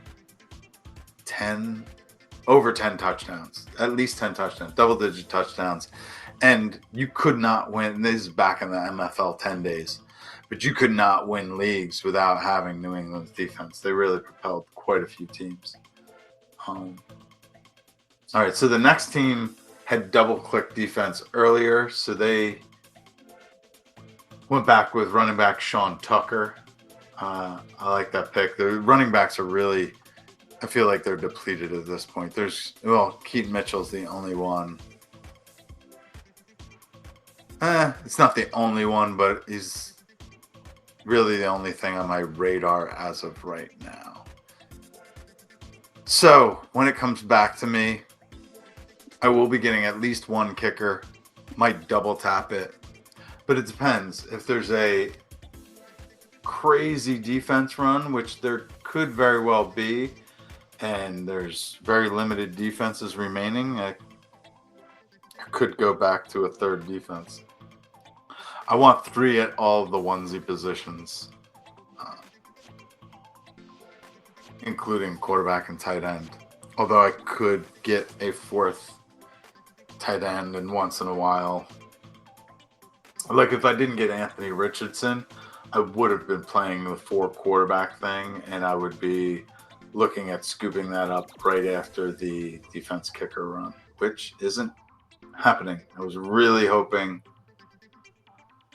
to turn a defense run there. There goes the Patriots defense, but Jalen Tolbert and Darius Slayton go. Darius Slayton's a great pick. Jalen Tolbert, I think, is a garbage pick at this point. Jalen Tolbert, you need an injury. Darius Slayton is the starting X receiver for the Giants. Neighbors plays a lot out of the slot. He bounces between the X and the slot. Let's give it that. And flanker, he bounces anywhere they can get him open, really. But he's physically built for the slot. Plays X because he's amazing. But Darius Slayton is a great downfield deep ball receiver. And he's going to match up with whoever plays quarterback for the Giants. All 3 of them throw good deep ball. So Slayton's a great pick this late. Probably the only reason he wasn't on my radar is because I have those 4 what I consider to be solid stacking options that I hope to pick up later. Stunned that De'Ami Brown is still on the board. And honestly, like DeAndre Hopkins, Jalen Noel, these guys should be off the board by now. We see after the Patriots, you see the Jets defense go, Adam Thielen, and the Bears defense, Rams defense. Maybe here we get this defense, rattle off defenses so that my guys don't go. Coker starts to go. He's been going earlier lately. The Slappies love Coker starting to creep up draft boards so they can stop drafting him in the 20th. Or later. Then we see the Cowboys defense go. Question, should I sign up for the 32 beat writers to get my news, or should I get it somewhere else? I wish they showed a little bit more of what they have. You know, they show like 3 different headlines each day, updated a little bit here and there. Yeah, here goes an update.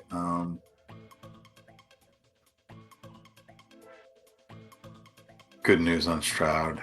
Xavier Hutchinson, I don't care about. Brandon Smith, don't care.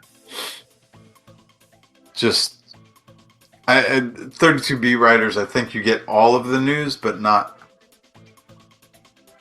You get all of what they can get the coaches to say, and coaches are going to lie to them.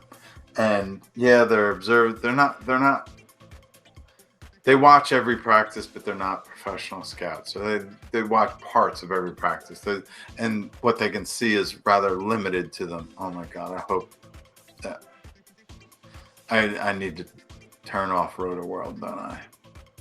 Because that plays in the background. I hope it doesn't, but it might. If it plays in the background, none of you will. Well, I won't. I'll probably make it private on YouTube. Don't want to put that out into the ether. Actually, I may not even have to. Might be able to just put this on the website and go from there. All right, so after the Cowboys defense, we see the Bucks defense, Chargers kicker, Jackson Dart, Jalen Noel, Joe Flacco, Commanders defense, Cardinals defense.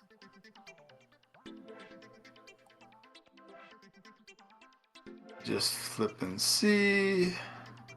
Got about 10 defenses left. 1, 2, 3, 4, 5, 6, 7, 8, 9. Yep. This is where it gets hard, you know, or difficult. Depending on how many, if there's 10 defenses left, I might just push it all the way around and grab a couple of kickers. Let me just look at the kickers.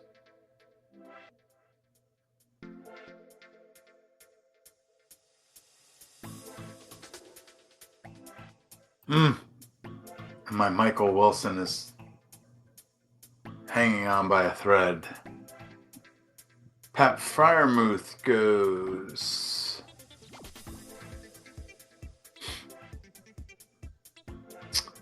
Kickers I'm looking at.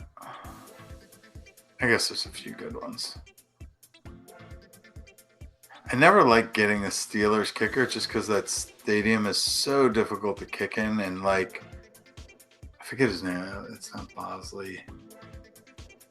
Steelers kicker is fantastic, but if he goes down, and here we do team kicker, so it's less important, but kicking in Pittsburgh Stadium is hyper difficult, and the guy that's their kicker has been doing it for a while with great success. Crazy that more defenses didn't go. But all right, so I'm going to go with a dome kicker. I'll go with Houston's kicker, or yeah, I'm gonna go with the Texans kicker just because it's a dome. And I might double tap kicker, except I will be quite sad if I don't get Michael Wilson.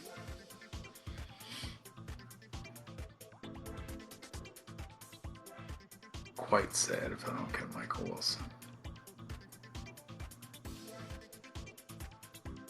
Look at previous drafts.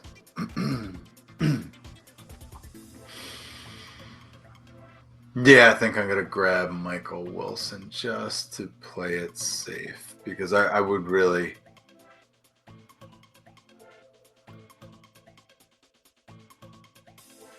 kind of be aggravated if I didn't get him. And the guy at the turn isn't taking kicker. Nobody seems to be taking kicker. I feel like defense, even though there's only 10 of them, should wander back.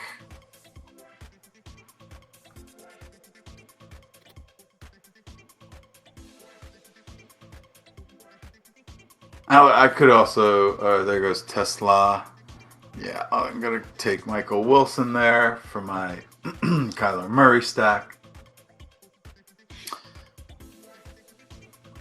In the NFFC ADP, which most people probably have their own rankings in here, but if they don't, and maybe they just, if they're going to go off anything, it would be the ADP in the draft room. Michael Wilson was third on the list behind Alec Pierce and DeAndre Hopkins. Pierce has that Q tag on him. Yes, he's a stack that I would like, but actually there's Adonai Mitchell a little bit later, about 10 down in their ADP, and Jalen Royals right ahead of him. So I'm going to try to mix in Mitchell and Royals and maybe even Pierce into my next few picks, but keeping in mind that I do need one more defense and two more kickers to kind of mix into that. So that's what I'll be playing the next couple picks. Pretty set out. If I grab another running back, it will be super late or just something that falls into my lap after I'm done with my onesies and wide receivers for stacks. Oh, yeah. I need another tight end, too. Oh, Jatavian Sanders just went. Do need to look. Ooh. All right. So the only tight ends left, like Juwan Johnson, Elijah Arroyo, Harold Fannin, Taysom Hill. Just going to keep those in mind. Ooh, so running back, Keaton Mitchell, Marshawn Lloyd, Jarquez Hunter. Yeah, there's some running backs, but again, I'm going to wait for that. They're super late, Trevor Etienne or Oh, you know what? He might have gone. I might have saw him leave earlier. Not Trevor. Ty Johnson is usually a super late running back that I like to get. Running backs kind of their ADP or their draft position, let's just call, like not necessarily their average, but their draft position overall feels like it's shifted in just about every format. All right, so after I picked Michael Wilson, we see Shedeur Sanders go. That's another one I need to keep in mind again. I was drafted a lot of Sanders in Superflex Best Ball, but I need to keep him in mind. But 21st round, it's too early for me, especially when there's, well, no, Jalen Milroe went this round too. All right, so he's Sanders, Broncos kicker, which is under heavy consideration. They were second or third in my queue behind Texans. They were first behind the Texans, but it's still Pittsburgh's kicker is still out there. I will grab Pittsburgh's kicker if they come back. See Justice Hill. It's a floor play. I'm never going to play that Justice Hill floor play. Or I shouldn't say never. I did pick him up in an eliminator, underdog eliminator draft. And I might be going live with some eliminator tonight. We will see. Then we see Jatavian Sanders. That's a really good pick late. I don't know. Like, I'm not going to take him over. You know, I would actually probably in most drafts take him ahead of some of these running backs, whether it's Giddens or Brooks. But it just didn't fall that way for me, and I already had two solid tight ends. We see Tyler Lockett go. Just wide receivers right now are scraps other than the guys that I just got snagged. I don't know. It's technically not a snipe, I guess. But Dolphins defense, Jalen Milroe, Darren Waller, Kendre Miller, Pittsburgh Steelers kicker. Then my guy, Jalen Royals. Should I have gotten him instead of Michael Wilson? Possibly. Oh, well. Then we see Bengals defense, Browns defense, Bucks kicker, Marshawn Lloyd, Miles Sanders. All right, let me look at these defenses. Only 1, 2, 3, 4, 5, 6, 7 defenses left. I will grab one of them on the way back. Only 3 went so far there, though. Well, let me look. I have week 12 and week 10 bye. Falcons, the Colts, Raiders, Jaguars, Saints, Panthers. Chiefs kicker just went. Houston's bye week is 6, so I can't do the Vikings kicker. I can do the Bengals kicker. I'm going to do the Bengals kicker. They're a week 10 bye, and it doesn't look like any other. Well, Titans are week 10 bye. But, so kicker is safe there. There's only 5 defenses left. Of the defenses, I have 10 and 12 bye weeks. I'm going to grab a defense here. Falcons, Raiders, or Jaguars? I think the Jaguars? No, maybe the Falcons. Going to generate more points. Let's go with the Falcons defense. So I'm done with defense. Bingo. I only have one more kicker left.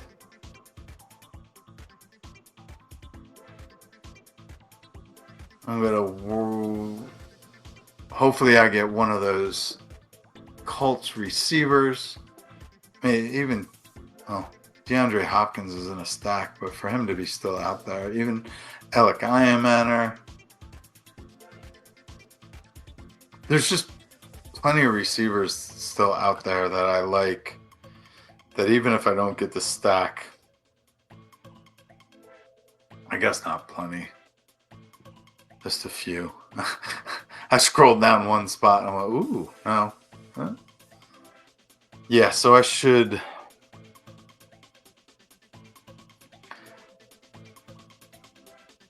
I'm gonna get at least one receiver on the bounce back, but it'll be a while until I do, right? Tight ends, there's a few I've queued up. Wide receiver, it's really just the ones that I have the stack with that I want. We'll be eyeing up like a Demarcus Robinson, Elijah Moore late, Josh Reynolds. None of these names are exciting, but oh no, Brown. But they do have upside play. Jermaine Burton, Cavante Turpin, Keandre Lambert-Smith. Yeah, just not stacking pieces, but really good possibilities at receiver. Major dart throws, but there is that upside there. And I might even do a Juju Smith-Schuster late as a stack. I've actually heard good things out of KC from Tyquan Thornton. We'll see. Let's let this ride. Slow down. People, it's late. Just grab what you need. Past my nap time. By the way, this is 1 o'clock on Friday, August 15th. Unusual to have a 1 o'clock draft time. I wonder actually if somebody else is streaming this. I don't know really any of these names. Rosenberg, I've heard before. Actually, I feel like I remember Rosenberg from back in the MFL 10 days. Waxman. I feel like there might be a streamer that calls himself Waxman. Cohen Carter, Sparter, Mamola, Hirsch, yeah, I don't, Shank, Bono, Artig. I don't know any of these drafters. I really don't pay attention much in the NFFC. I'm not in their loop and don't plan on being really in their loop unless they pay me. There goes Keaton Mitchell. I really like him. But again, I have Henry. I have 6 running backs that I think are solid. Well, 3 solid, 3 major upside plays. And I'll, like, if there's stragglers late, I'll grab one running back. Let me just look at the running backs. I said, oh yeah, that's right. Jarquez Hunter, Devin Neal, Ollie Gordon. I like Jordan James. He didn't get hurt. He could have overtaken, what's his name? Guarendo. Oh, excuse me. Sorry. That was disgusting. Yawn. Wide open mouth. Maybe I can clip that and use it as a... Oh, yeah, that's right. Just looking at future running backs. Oh, wow. Jordan James just flew off the board. I'm not even streaming. They weren't listening. After my Falcons defense pick, the Raiders defense went. Then Noah Fant, Commanders kicker, Juwan Johnson, Falcons kicker, Jacksonville defense, Keaton Mitchell, Ben Sinnott. I like that pick. I have a feeling, well, I had the same feeling that Ertz might go down last year, but and Sinnott might be one of those tight ends that it takes 3 years or a second contract for him to really emerge. But he's a hell of an athlete, and he's got the skills. He was highly touted coming out last year. So eventually we'll be right on Sinna, just a matter of time. Then Jordan James, if he didn't get hurt, I said he could have taken over Garendo, but we'll see. He might be coming back soon. See the Eagles kicker, and I only need one more kicker, right? So let me just look at what kickers are out there.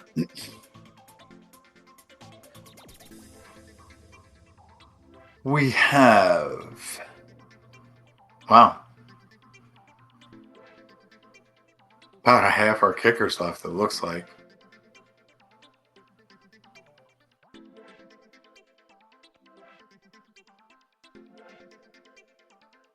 Let me just check. Is this right? Cardinals kicker goes. Looks like the Bills kicker is still out there.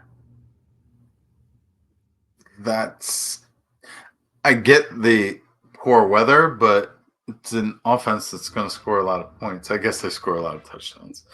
But the whole idea of drafting a kicker from a good team is that they're up in the fourth quarter quite often by 10 or more. So you're not going to push for the touchdowns. You're just going to kick the field goals.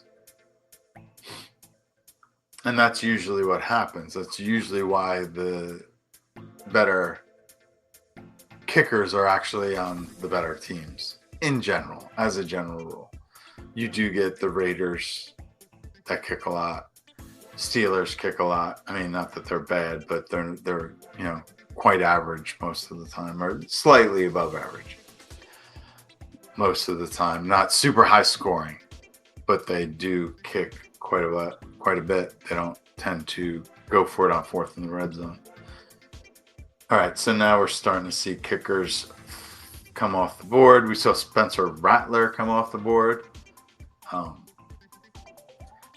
have Spencer Rattler in a dynasty league, and during the draft, somebody was like, "Oh, I thought you were going to take Tyler Shuck to go with Spencer Rattler," and I'm like, I don't really want either one. The only reason Rattler is still here is because nobody will take him, and there is a chance that he starts, and it's a best ball.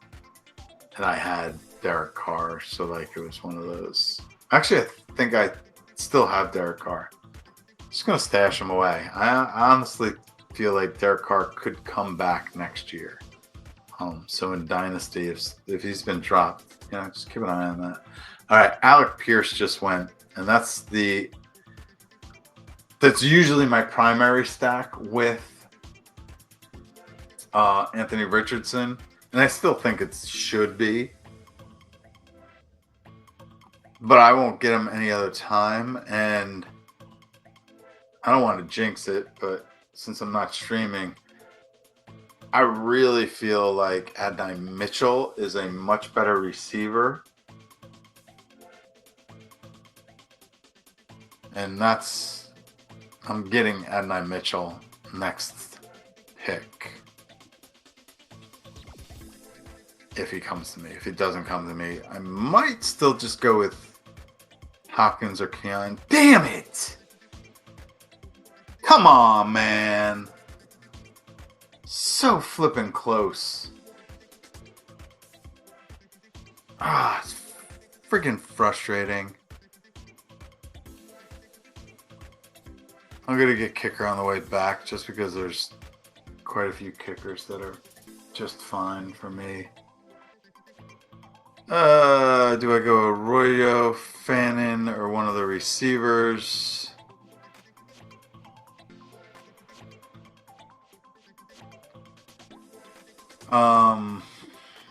Thrown off. I really wanted one of those Indianapolis receivers.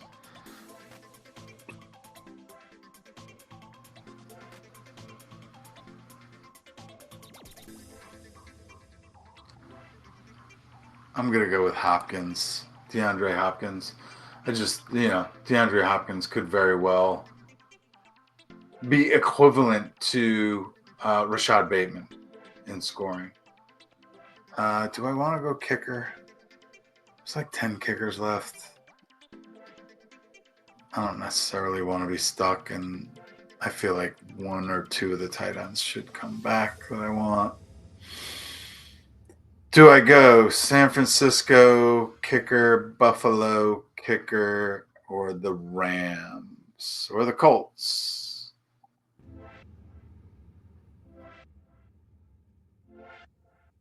Just go. San Francisco's got the weakest schedule. They're the next in ADP. I'll just San Francisco or Buffalo. I'll go San Francisco.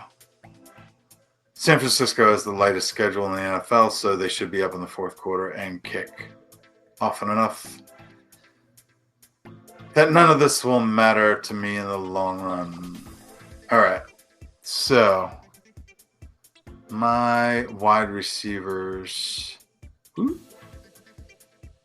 get back to this. Keandre Lambert-Smith is probably the only one I'm actually interested in. There's still Deontay Johnson out there. Elijah Moore. Noah Brown I like. Troy Franklin's a possibility. All right, there's wide receivers here. I'm not going to be able to stack. Not being able to stack Anthony Richardson is no big loss, really. But it was so close that it's just frustrating.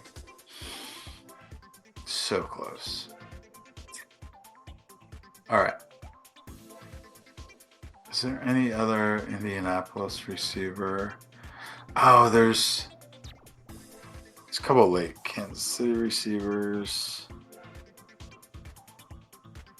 Actually, I might want to focus on one of those Kansas City receivers.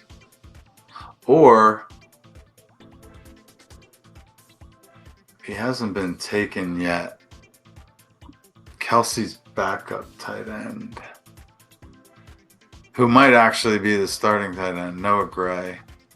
Yeah, there's a bunch of tight ends I really like late. So passing, I contemplated Arroyo or Fannin, I guess, where I took Hopkins. But I like the Hopkins pick. I just kind of wish it was. I wanted the stack, as you well know. I won't dwell on it any longer. Glad I got Michael Wilson. That was clutch to me. It's coming together. Let's see. How many receivers do I have? I have 8 receivers and 6 running backs. My onesie positions are all full except my tight end.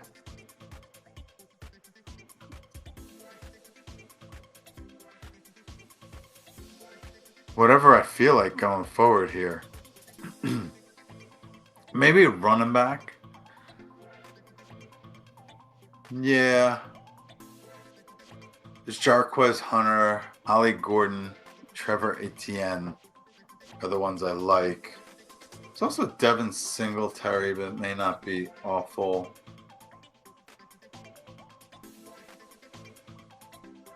But we'll see. Yeah, just who just went? What tight end just went? Oronde Gadsden. Komet and Noah Gray just went. Funny, I just took him. Said something about him. So after my 49ers kicker, Calvin Austin, Oronde Gadsden, Carolina Panthers, Damian Pierce. Somebody must be reading Roto World. New York Jets kicker, Buffalo kicker, Roman Wilson, Ray McLeod, Cole Kmet, Noah Gray, Tutu Atwell. I think that's actually a decent pick. Signed him for what, 11 million, something like that. He's their wide receiver 3. Although tight ends might see more action than Tutu. Tutu in the return game too, though. Could get you points. See Rams kicker go, Raheem Mostert. Mostert could be a wild card that I'm missing out on. We shall see. Saints defense.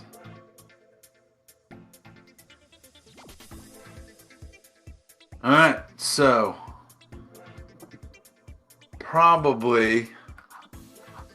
probably going to get a tight end here. I'm shocked Elijah Arroyo is still out there. Not that I even want him. Like, I kind of want to jinx myself there. I like Harold Fannin and Taysom Hill. A couple of running backs. I might put off the receivers because I could probably get Juju super late. Although that Keandre Lambert-Smith, the hype on him has died drastically since the Keenan Allen sighting, but I would think he would go, by the 28th, 29th round. So we're in the 26th here. I have 5 picks total left. Okay.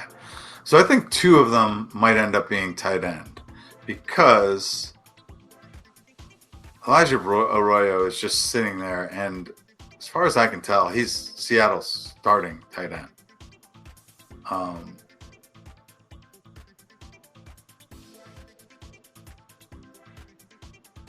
I'm probably going to grab a running back here too, just because the wide receivers look like true dart throws. Although,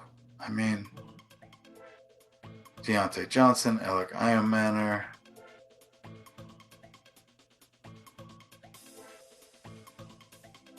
Yeah, the running backs. Do I go Jarquez Hunter or Ollie Gordon?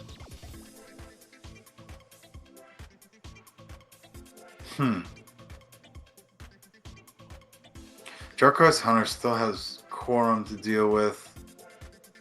I'm going to go with Ollie Gordon. To me, Ollie Gordon brings the goal line that, and he is a handcuff, but he's kind of it's very similar to like a Derrick Henry, Keaton Mitchell kind of play, but this is even a few rounds later. So Devon Achane is going to get, let's like 60% of the touches, maybe 70% of the touches, 65% of the touches. But he's not going to get third and short and probably not goal line. Jalen Wright is like between 210 and 220. Can't remember his exact weight. So he could do the goal line work, but he didn't seem to really thrive in that last year. I even want to say there was a fumble or two mixed in there. So rookie Ollie Gordon, coming into the 2024 season, was one of the favorites for the Heisman. The 2023 season, he exploded. I want to say he led the NCAA in rushing. So Ollie Gordon is a really kind of super sleeper pick that I like. I don't necessarily like handcuffing, but this is not a handcuff. This is a stack cuff. They essentially, you won't see them on the field at the same time, but they essentially play a different style at that position. Like it'd be like comparing a slot receiver to an X receiver. Some can do both. Some do both. I said do. But this is definitely a split backfield in that sense, where you won't see Achane getting short yardage or inside the 5 goal line type work. All right, some interesting players still left out there that I see. Harold Fannin and Taysom Hill, although Taysom Hill, all right, still on pop. Oh. But that's fine. I don't expect Taysom Hill until later in the season and his massive upside. Running back, there's Jarquez Hunter, but the more I think about it, the more he seems like a pipe dream. Trevor Etienne is a guy I like at running back this late. I'm going to get one more wide receiver, at least one more wide receiver. Let's say one more wide receiver, one more running back. at least. Well, actually, I might be done at running back. I'll get Trevor Etienne if he's there, but I don't really think I want anybody else. Nobody else really stands out. I guess there's LaQuint Allen. Somebody gets traded or gets injured in that Jacksonville backfield, LaQuint Allen could actually step up.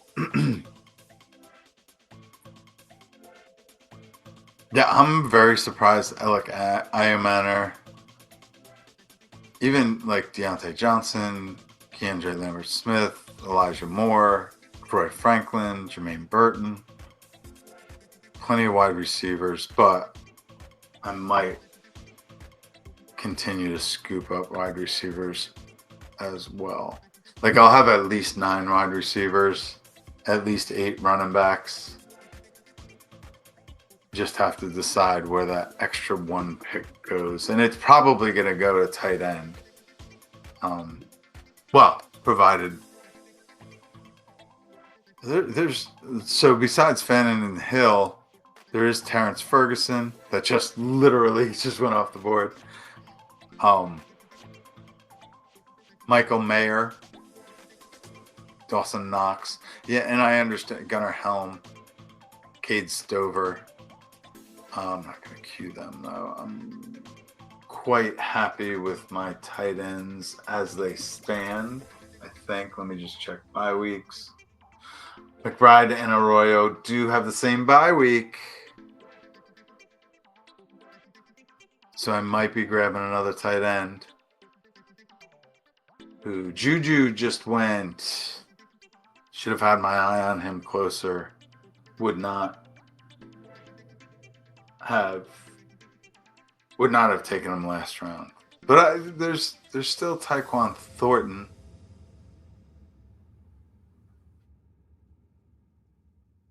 Where Trevor's there too. So what? I have 7 running backs. I might be able to stick with that.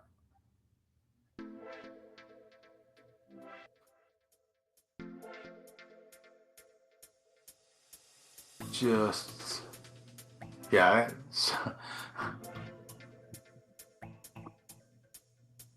I have 4 rookie running backs. Is that right? Yeah.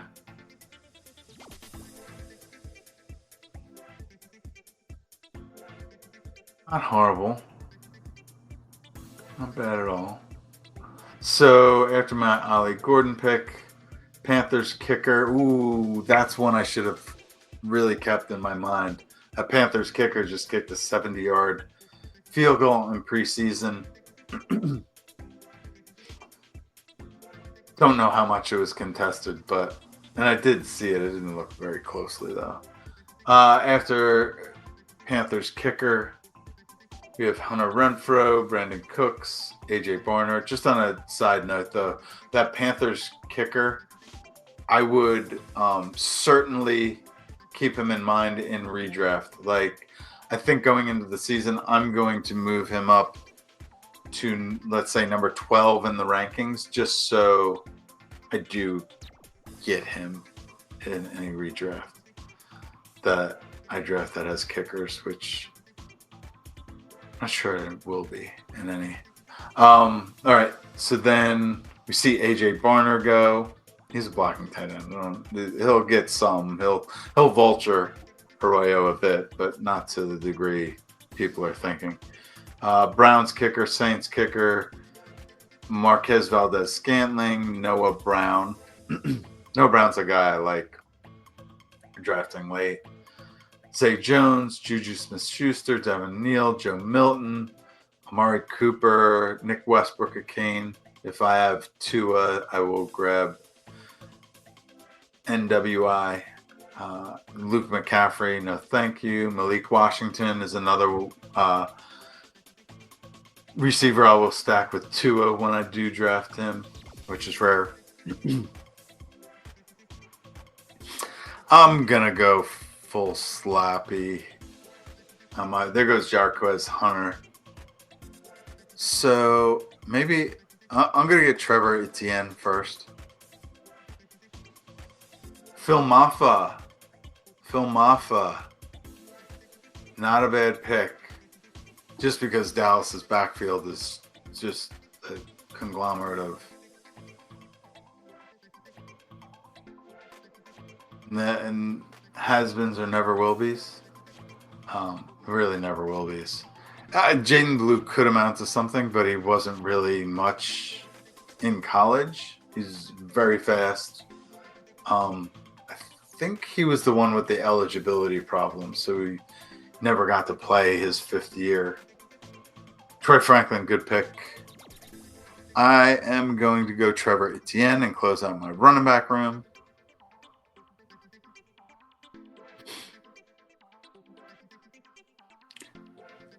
I'm probably going to grab one of these tight ends on the way back.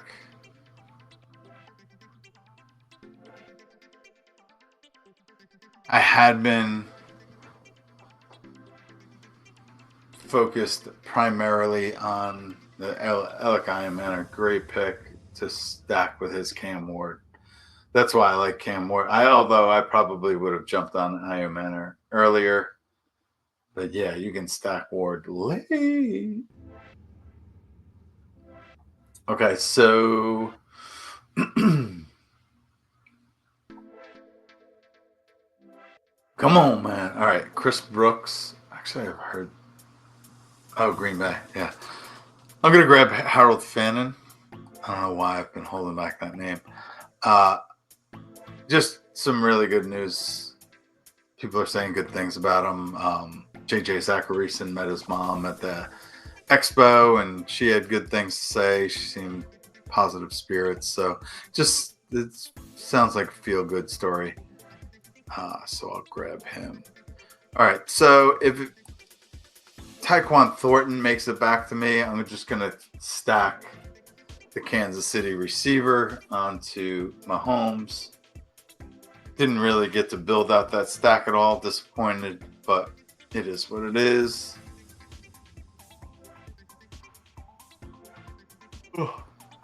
I will. I could. Well, how long have I been on this stream? 222. I'm not going to extend beyond the end of the stream. I do have a bunch of slow drafts that I need to get done, but I will spare you from watching that. Actually, I have to get it done. So I'm going to look at Underdog real quick. I'm delaying going over my team just because I don't want to double do it at the end. Where is active?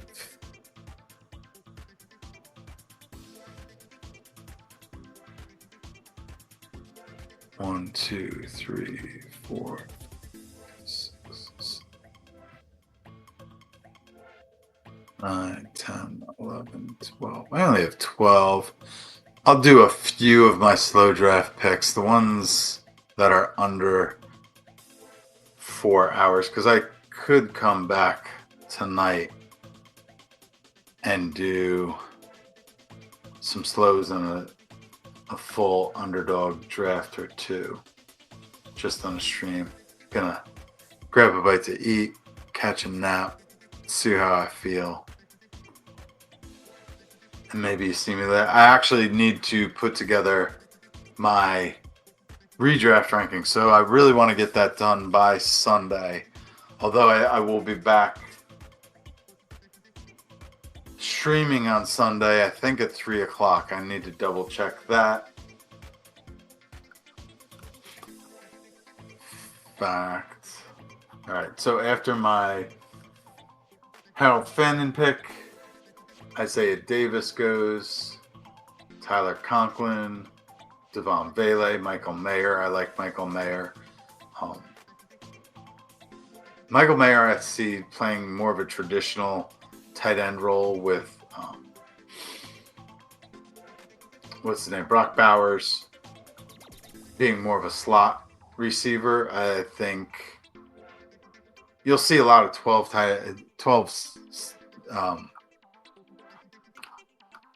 offensive sets. 12 personnel, which means one running back, two tight ends in that offense. Sorry, I'm getting distracted by my slow drafts that I'll go to in a minute.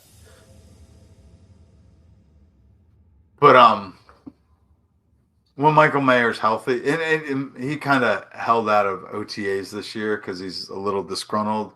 Michael Mayer is a starting caliber tight end on most any team.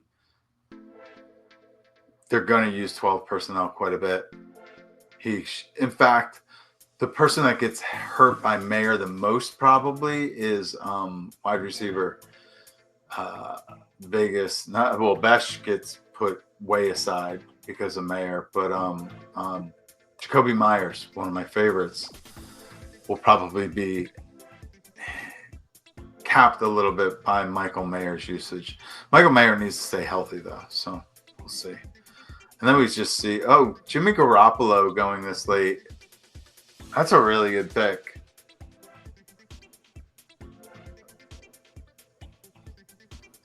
That's a really good pick that late. I mean, if we don't believe Stafford is going to stay healthy, and by the looks of this draft, with Puka Nacua falling and Devontae Adams falling, the belief is that you're not going to get Stafford for a full season at least, or maybe even to start the season. So Garoppolo probably should have gone earlier. Great pick by that team. I'm willing to bet.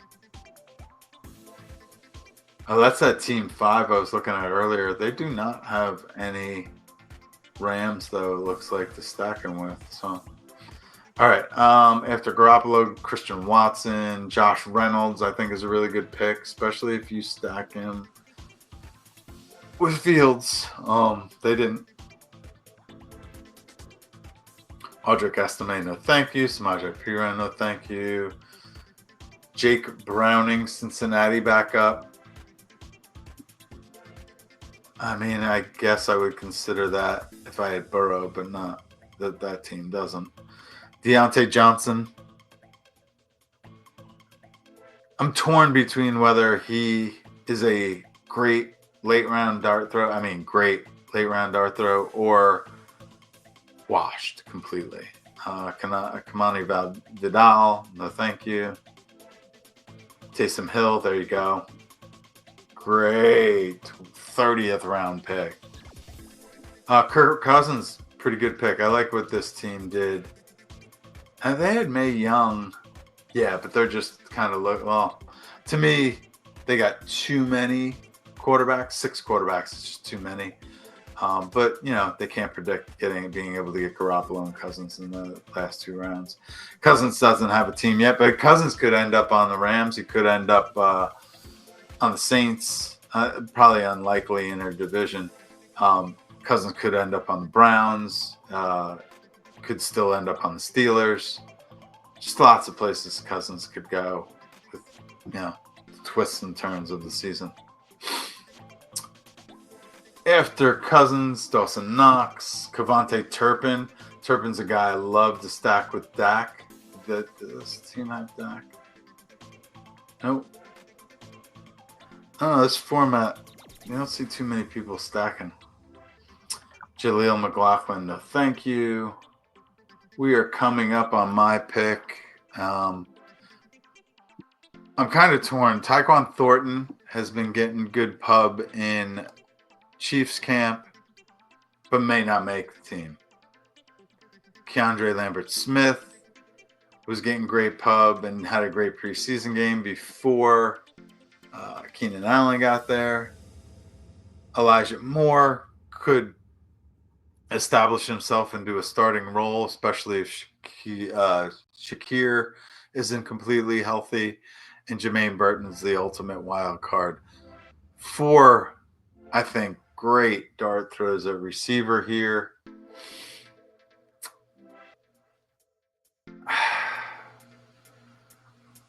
I think the Tyquan Thornton although he's the worst of the 4 I have in the queue, kind of fits my team better.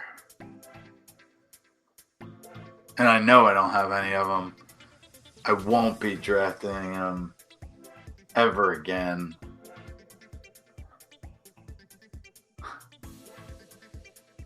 Tiebreaker. He was on at least one Best Ball Mania winning team. This ain't Best Ball Mania. It's not even my pick yet. So, and I'm not going to use 55 seconds to pick. There goes Elijah Moore. So that takes away 1. I've been going Jermaine Burton a lot, but it looks like he returned to practice Friday. I'm going to go Tyquan Thornton. I think Keandre Lambert-Smith is probably the smarter pick. Even Jermaine Burton's probably a smarter pick. Mac Jones going last round, last pick. So let me go over my team real quick. We have Devon Achane, Derrick Henry, Trey McBride. I love that start, especially when you can go with the receivers that are usually available, although that receiver core in the next 5 rounds is thinning out a little bit. We had DJ Moore, Xavier Worthy. I stacked Worthy with Patrick Mahomes because he was around in the late 6th. Did I read? I might have read other drafts wrong. Let me just take a look. Yeah. I went through those, and Mahomes is going in the 5th or 6th in these. So for him to go at the 6-11, that's a falling value I'll take. And you never know. Like, Patrick Mahomes could be Patrick Mahomes again. Not completely likely, but it's in the range of outcomes. Then I come back with Chris Olave and Jaden Reed. Some risky higher upside plays.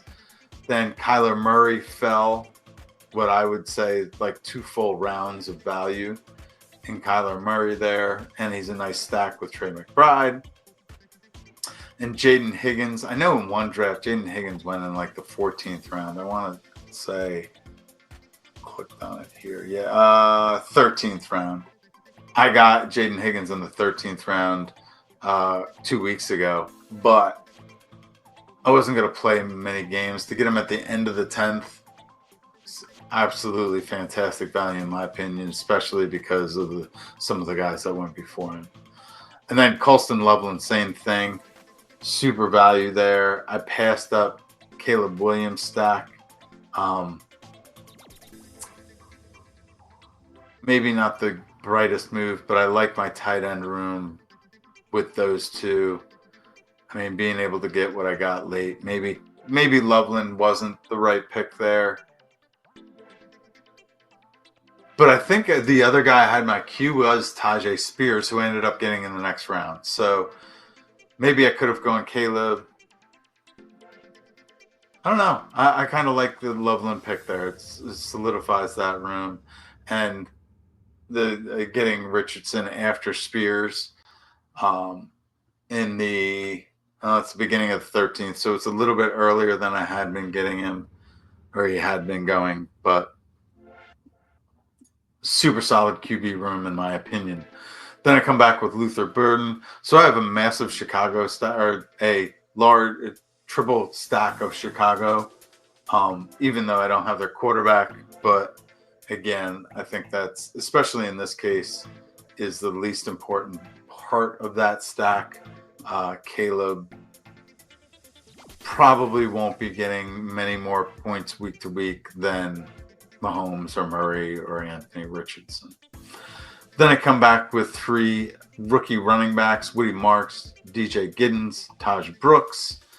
Then start to put together my defense room with the Chargers and the Chiefs, and then come back with the Texans kicker, Michael Wilson to stack with Kyler Murray, and then the Bengals kicker, Atlanta's defense, DeAndre Hopkins, which I think he just falls way too far. I think he's probably, other than Mark Andrews, he'll probably be the highest touchdown scorer on the Ravens in the Ravens passing game, receiving game, I should say.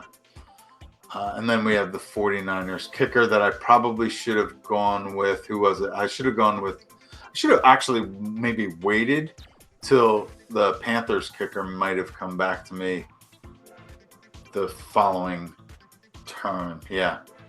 But I did grab Elijah Arroyo, which he should not have been still around that late. Ollie Gordon and Trevor Etienne. So that gives me 5 rookie running backs. Happy with that. Super happy with that. 2 of them should have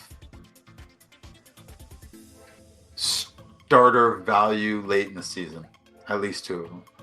And then come back with Harold Fannin, just because super value. I think he's going to. Honestly, Harold Fannin could be the Browns' starting slot receiver, although Judy. You have Tillman on the outside, Judy at the Z. Actually, Fannin and Judy could flip slot and Z. And Njoku at the tight end. Fannin won't be lined up in-line tight end that often. Although the duck feet help him block too, so we'll see. And then I just finished with Tyquan Thornton to stack with Mahomes. There was other options out there: Keandre Lambert-Smith, Jermaine Burton, and probably a few others. But that is what it is. Let's take a look. Let's finish up with some slow drafts that I got going here. All right, so you will almost always see me go with the 3-5-7-3 build. It just makes me feel comfy and cozy. It might always be the right thing, but I do quite often stack my tight ends with my quarterbacks. So going 3 tight ends is not usually a detriment there. Tight ends are rarely used in the flex, so going with 2 tight ends can be a better move. But given the variance in scoring, all the onesie positions, given variance in their scoring, benefit from a 3rd player there. And going hero RB, although this one I got Breece Hall a little bit earlier than he's now going. There's been some questions about whether he's going to get more than, say, 55% of the touches in that backfield. But we'll see. I still think I'm still drafting Breece Hall. I'm just kind of waiting until he hits the 4th round. Grabbing him at the end of the 3rd isn't horrible. Anyway, Tony Pollard I like as a pick. I think he's super valuable now. Not crazy about Algier, but you can see my queue. And I have Taj Brooks and Woody Marks. So I have Taj Brooks ranked ahead of Woody Marks. Oh, these are old rankings. I'm not even. These rankings are literally from 2 weeks ago. Lots changed, but 17th round Woody Marks is. I drafted him earlier in the deep draft. Goodness.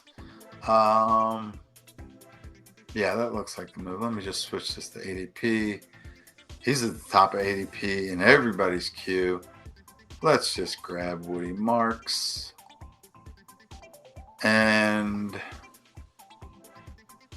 when it comes back, I will definitely grab receiver. And the stack is for Cam Ward there with Alec Iomanner and Tyler Lockett. Do want to see, just in case, I'm going to start Ray McLeod as a stack on Penix. Yeah, and I'll just leave it at that. That pick won't be for, maybe I'll see it tonight. Possibly. All right. I'm just going to go through a couple of these where I have 2, let's say 3 hours remaining. The ones where I have 4 hours or longer remaining, I'm going to wait and see if maybe I'll do them in a stream tonight. All right. So what do we have here? Let's go to the draft so I can see this on the bigger screen. Yes, you are seeing this. Cool. I have nobody in the queue, but I have, where are we? 12th round. Drake May and Jordan Love, and they're probably stacked. Yeah, Diggs and Golden. And Kraft. Nice. I like when I get Kraft in a Green Bay stack. I will get Hunter Henry later. But let me just flip the ADP here. So Tanks Bigsby has lost some of his luster. Etienne is still going to get the first touches. Tank Bigsby isn't.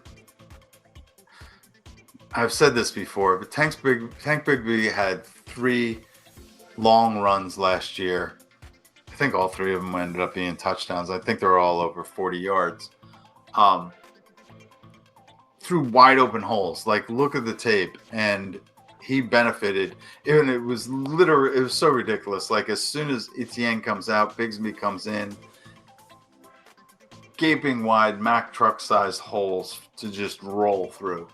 And he did. And his speed got him to the end zone, or got him over 40 yards down the field. But his efficiency drops dramatically if you discount those. And I'm not saying eliminate those. I'm saying take them from 50 yards to 20 yards. That's why 20 yards is a good marker. It's just anything over 20 yards is a boom run, right? So let's just take those down to 20. His efficiency drops dramatically if you take away that 100 yards or so, 90 yards or so. So I think Tank Bigsby took advantage of some opportunities, and that's great, but I just don't think he's going to be able to do it on a consistent basis. Tajay Spears has an ankle issue right now. That's why he's been sliding in ADP, although I don't think he's slid that far. Javonte Williams is rolling strictly on reputation and people crossing their fingers that the injury has resolved itself. I absolutely need running back at this point, though. Bashal Tootin. This is a tough spot. It's really like these running backs. There's Jaden Blue as well. These running backs are like, they're all in the same tier, and none of them is really standing out above the others. I am going to go, and this is by ADP, so they're not going to come back to me.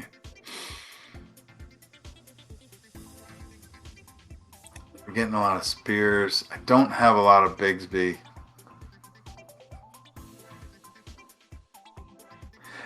This is the drawback to doing slow drafts, is that I have a tough time making decisions in pretty much every aspect of life.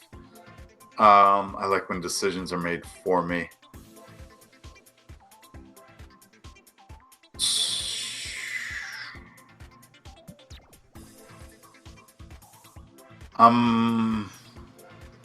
Spears or Tootin? Tootin or Spears? So, although these rankings are 2 weeks old, at 1.2 weeks ago, Spears was ranked well ahead of these guys. And he's fallen because of injury. I'm really thinking Spears is the right pick here. Even though Bigsby is the furthest behind ADP. Bye weeks, it doesn't matter. It's either 8 or... Bye weeks don't matter. Who has the highest upside? Tootin or Spears? Spears or Tootin?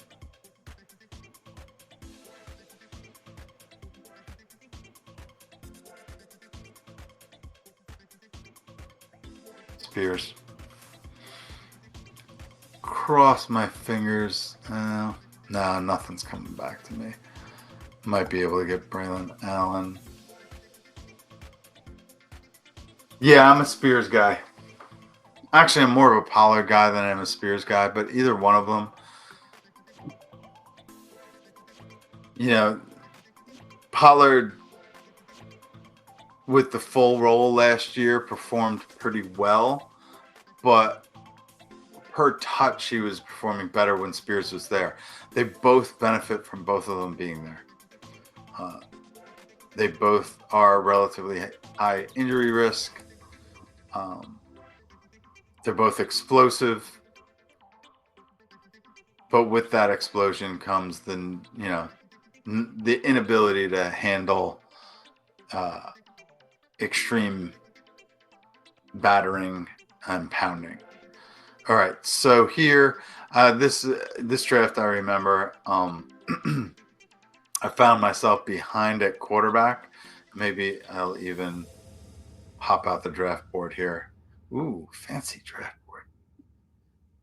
So this one I have Achan, Brian Thomas, Brees Hall, Terry McLaurin, Chris Olave, Juwan Jennings, Hawkinson, Mason, Purdy, Bateman. That might have been an auto pick. Bigsby in this one. Herbert, and then I just kind of, I don't know why I grabbed Henry there because I need a tight end. I fell behind a tight end and a quarterback. Did not see both Geno Smith and Richardson going in that round. So what I found myself in the 16th round with was the dilemma that I only had 2 quarterbacks, 2 tight ends, and none of them were elite. They're all good, but not elite. So I wanted, on this team especially, I want 3 of both. Let me just look at that 4th. The guy at the turn has Kittle, Mahomes, Stroud, Strange. He might be looking at quarterback and tight end as well. But the last round, I decided to go with Slayton. It's a bit of a reach on Slayton, but I want the full stack. I'm hoping I can get both Dart and Theo Johnson here.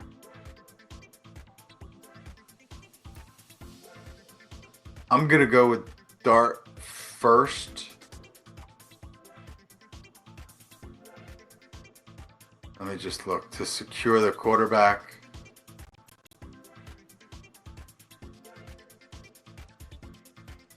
I mean, I guess there's other quarterback, but there's other receivers, and then there's also the ability to stack Keandre Lambert-Smith. I don't necessarily mind just going 2 tight ends because tight ends generally score so few points.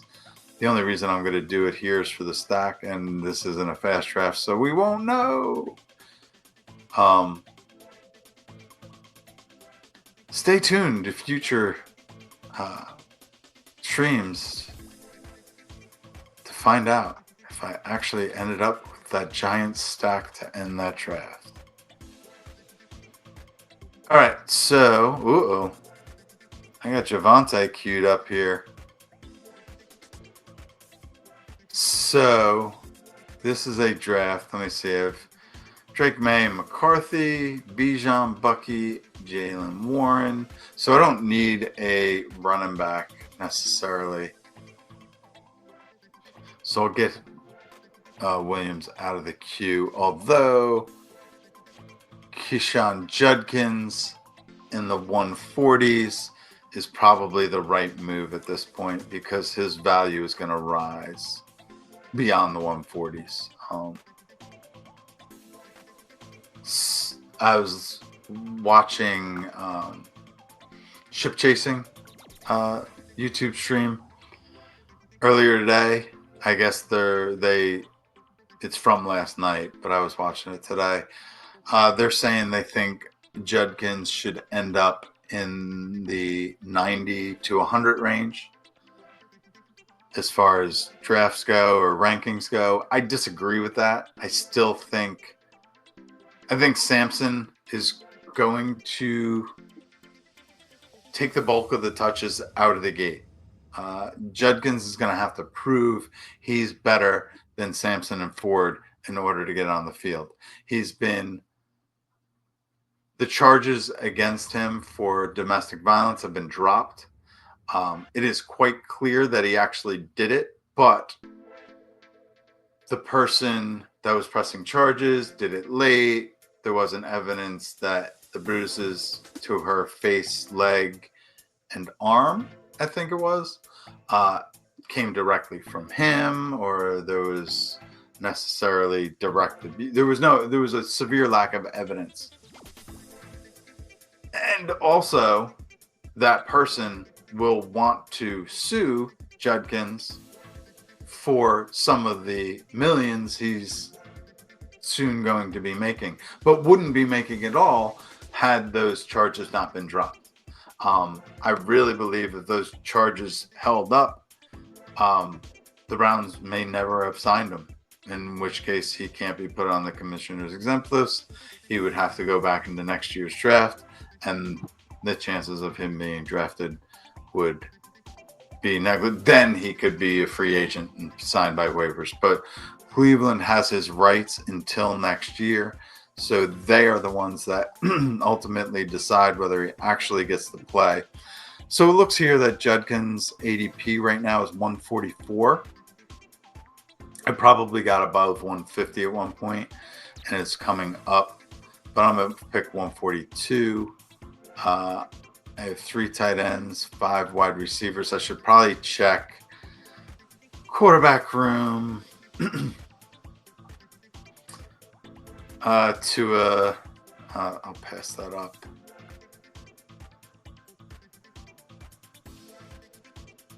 I'll probably end up with Richardson again. No harm, no foul. Receivers and tight ends. I could use a tight end. So if Judkins wasn't staring me in the face, no, because I'm gonna wait. Let me star Henry now. Yeah, I'll get Henry on the way back, or any of these tight ends. Yeah, I like all of these tight ends actually, but Henry is a stack. He won't come back on the flip. I'll gamble with quarterbacks because none of these are immediate stacks. They're all back stacks. And I have very little Judkins, so I might as well get them in the 140s while I can. All right. Let's take a look here. And Pomeranian. What do I got? I got no quarterback. So what are we in the 8th round? End of the 8th. No, beginning of the 9th. I need a quarterback, it looks like. I have Bijan, David Montgomery. Yeah, ooh. I have Trey McBride at tight end, so Tyler Warren isn't quite going to do it. Let's see what receivers I have that are stackable. There's Tua late. I'm not reaching for a Caleb Williams stack. I have tons of them already. Devontae Smith. I could get Geno Smith late. I can get Michael Penix much later. Ooh, and Kyler Murray went a few picks ago.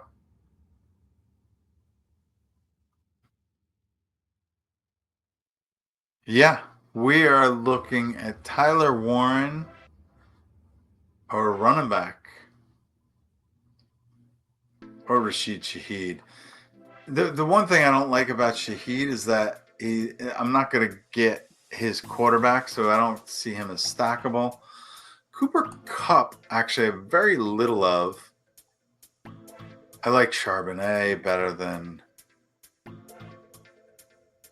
That's quite a reach. Oh, let me do this. All right, so I should have been looking at ADP all along. So it's Cooper Kupp, Travis Etienne. You know what? Travis Etienne in the 9th. It's a possibility. It's Tyler Warren, Rashid Shaheed, Zach Charbonnet. Cooper Kupp.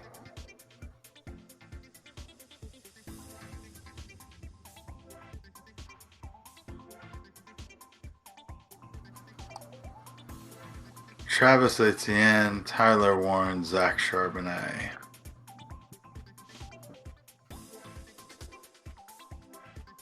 All right, so I already have a running back with a week 8 bye. Have a receiver with an 8-week bye. I don't like to stack Cup, but Darnold goes so late, it's not a horrible play. Travis Etienne could get traded. Could just be seeing 40% of the touches. Tyler Warren I like a lot, but it seems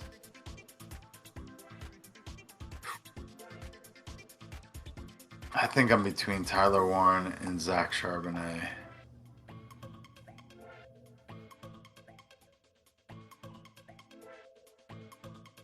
So Tyler Warren gives me a Anthony Richardson stack if I want it later.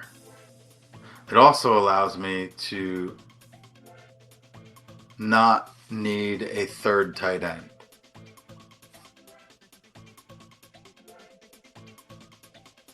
I have 5 wide receivers. I like to kind of keep it that way until later. So if I want to back stack, I can. I probably should get a running back here. Although, so just like, let me look. The next time I pick will be 119, 122. Let's just see what's available at ADP around that spot. So we got Tucker Kraft and Njoku, McCarthy, Goff, no frills and no stacks.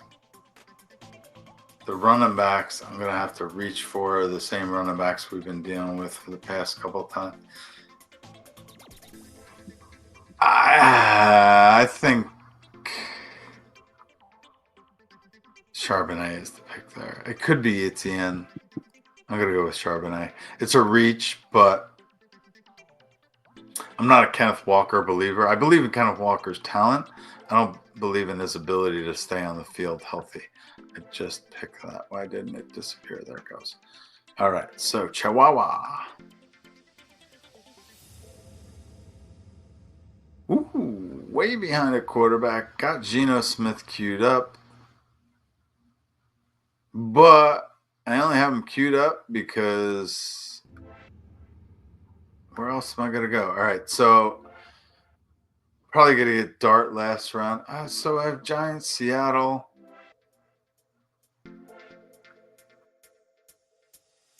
Well, I got back-to-back picks here. So my thinking was, let me switch this to ADP.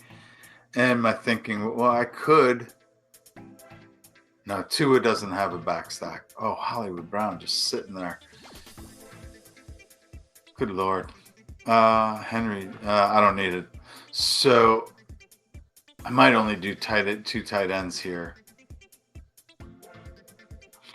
Anyway, so Geno Smith and Deontay Thornton is an easy bang stack.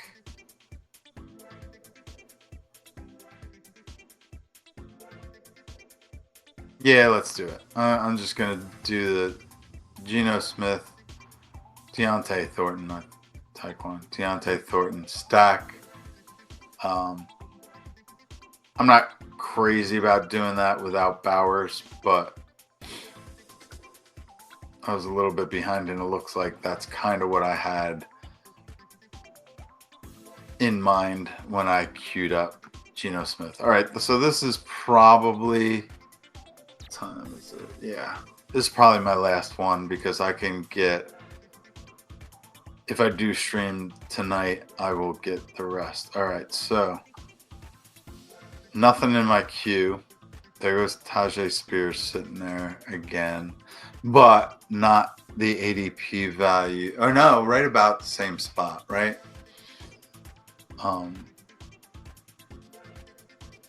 There goes Dylan Sampson too. But is he going to drop? And obviously, I could use running back at this point. You can see I started out McCaffrey and Henry. My quarterbacks are Mayfield and Lawrence.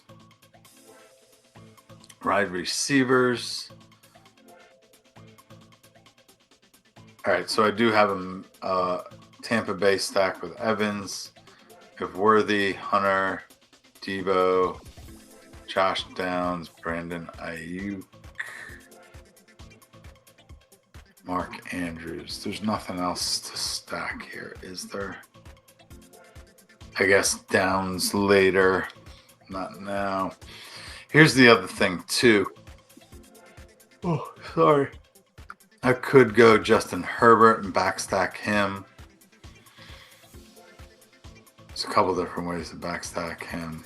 Then I could be done at quarterback. No, outside. Sorry.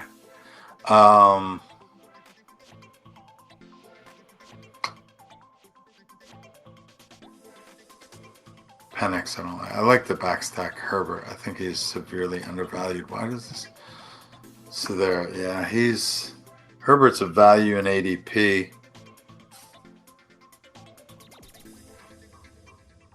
Otherwise, I'm going Spears again, which feels like I'm getting a lot of them at this point.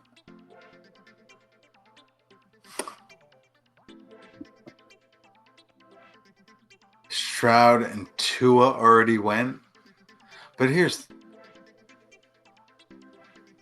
Bryce Young, Cam Ward. I have very little Justin Herbert, so although it may not be may not be a great roster construction, but Trey Harris is going to fall.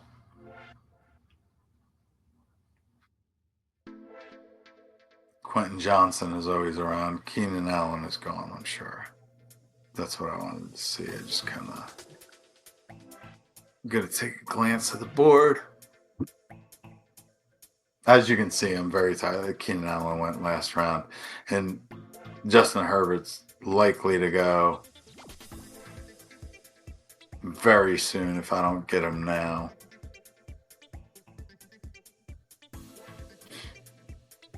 If I backstack him, I should be looking at tight end, but why does that keep flipping that old ass rank? So if I go Pitts at tight end,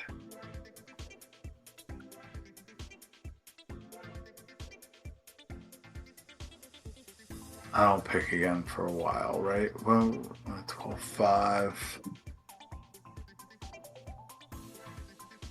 Gonna end this for you soon. Put you out of your misery. Spears, Pitts, or Herbert?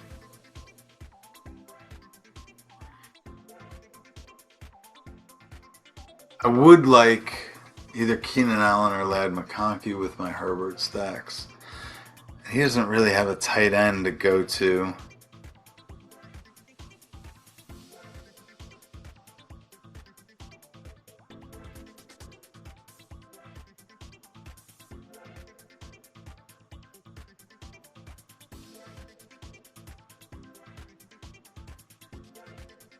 Upside tight end. Third quarterback. ADP.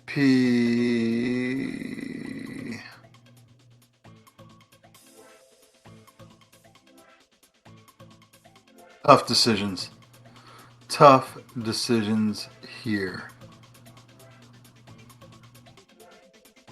I think I'm going to go Pitts. Might be the bad pick, but all right. We'll end it with Pitts. How about that? Hopefully, there's somebody that's sticking around to the end of this, because I should have been saying, please like, subscribe, comment, especially after the video is over. And actually, I'm not streaming. Ooh, I made it to 3 hours. Holy cow. All right. Leave me comments. Let me know what went right, what went wrong. Please like, please subscribe. get to know the channel, spread it around, tell your friends, tell your enemies, whatever it might be. Have a great day. Maybe I'll see you later.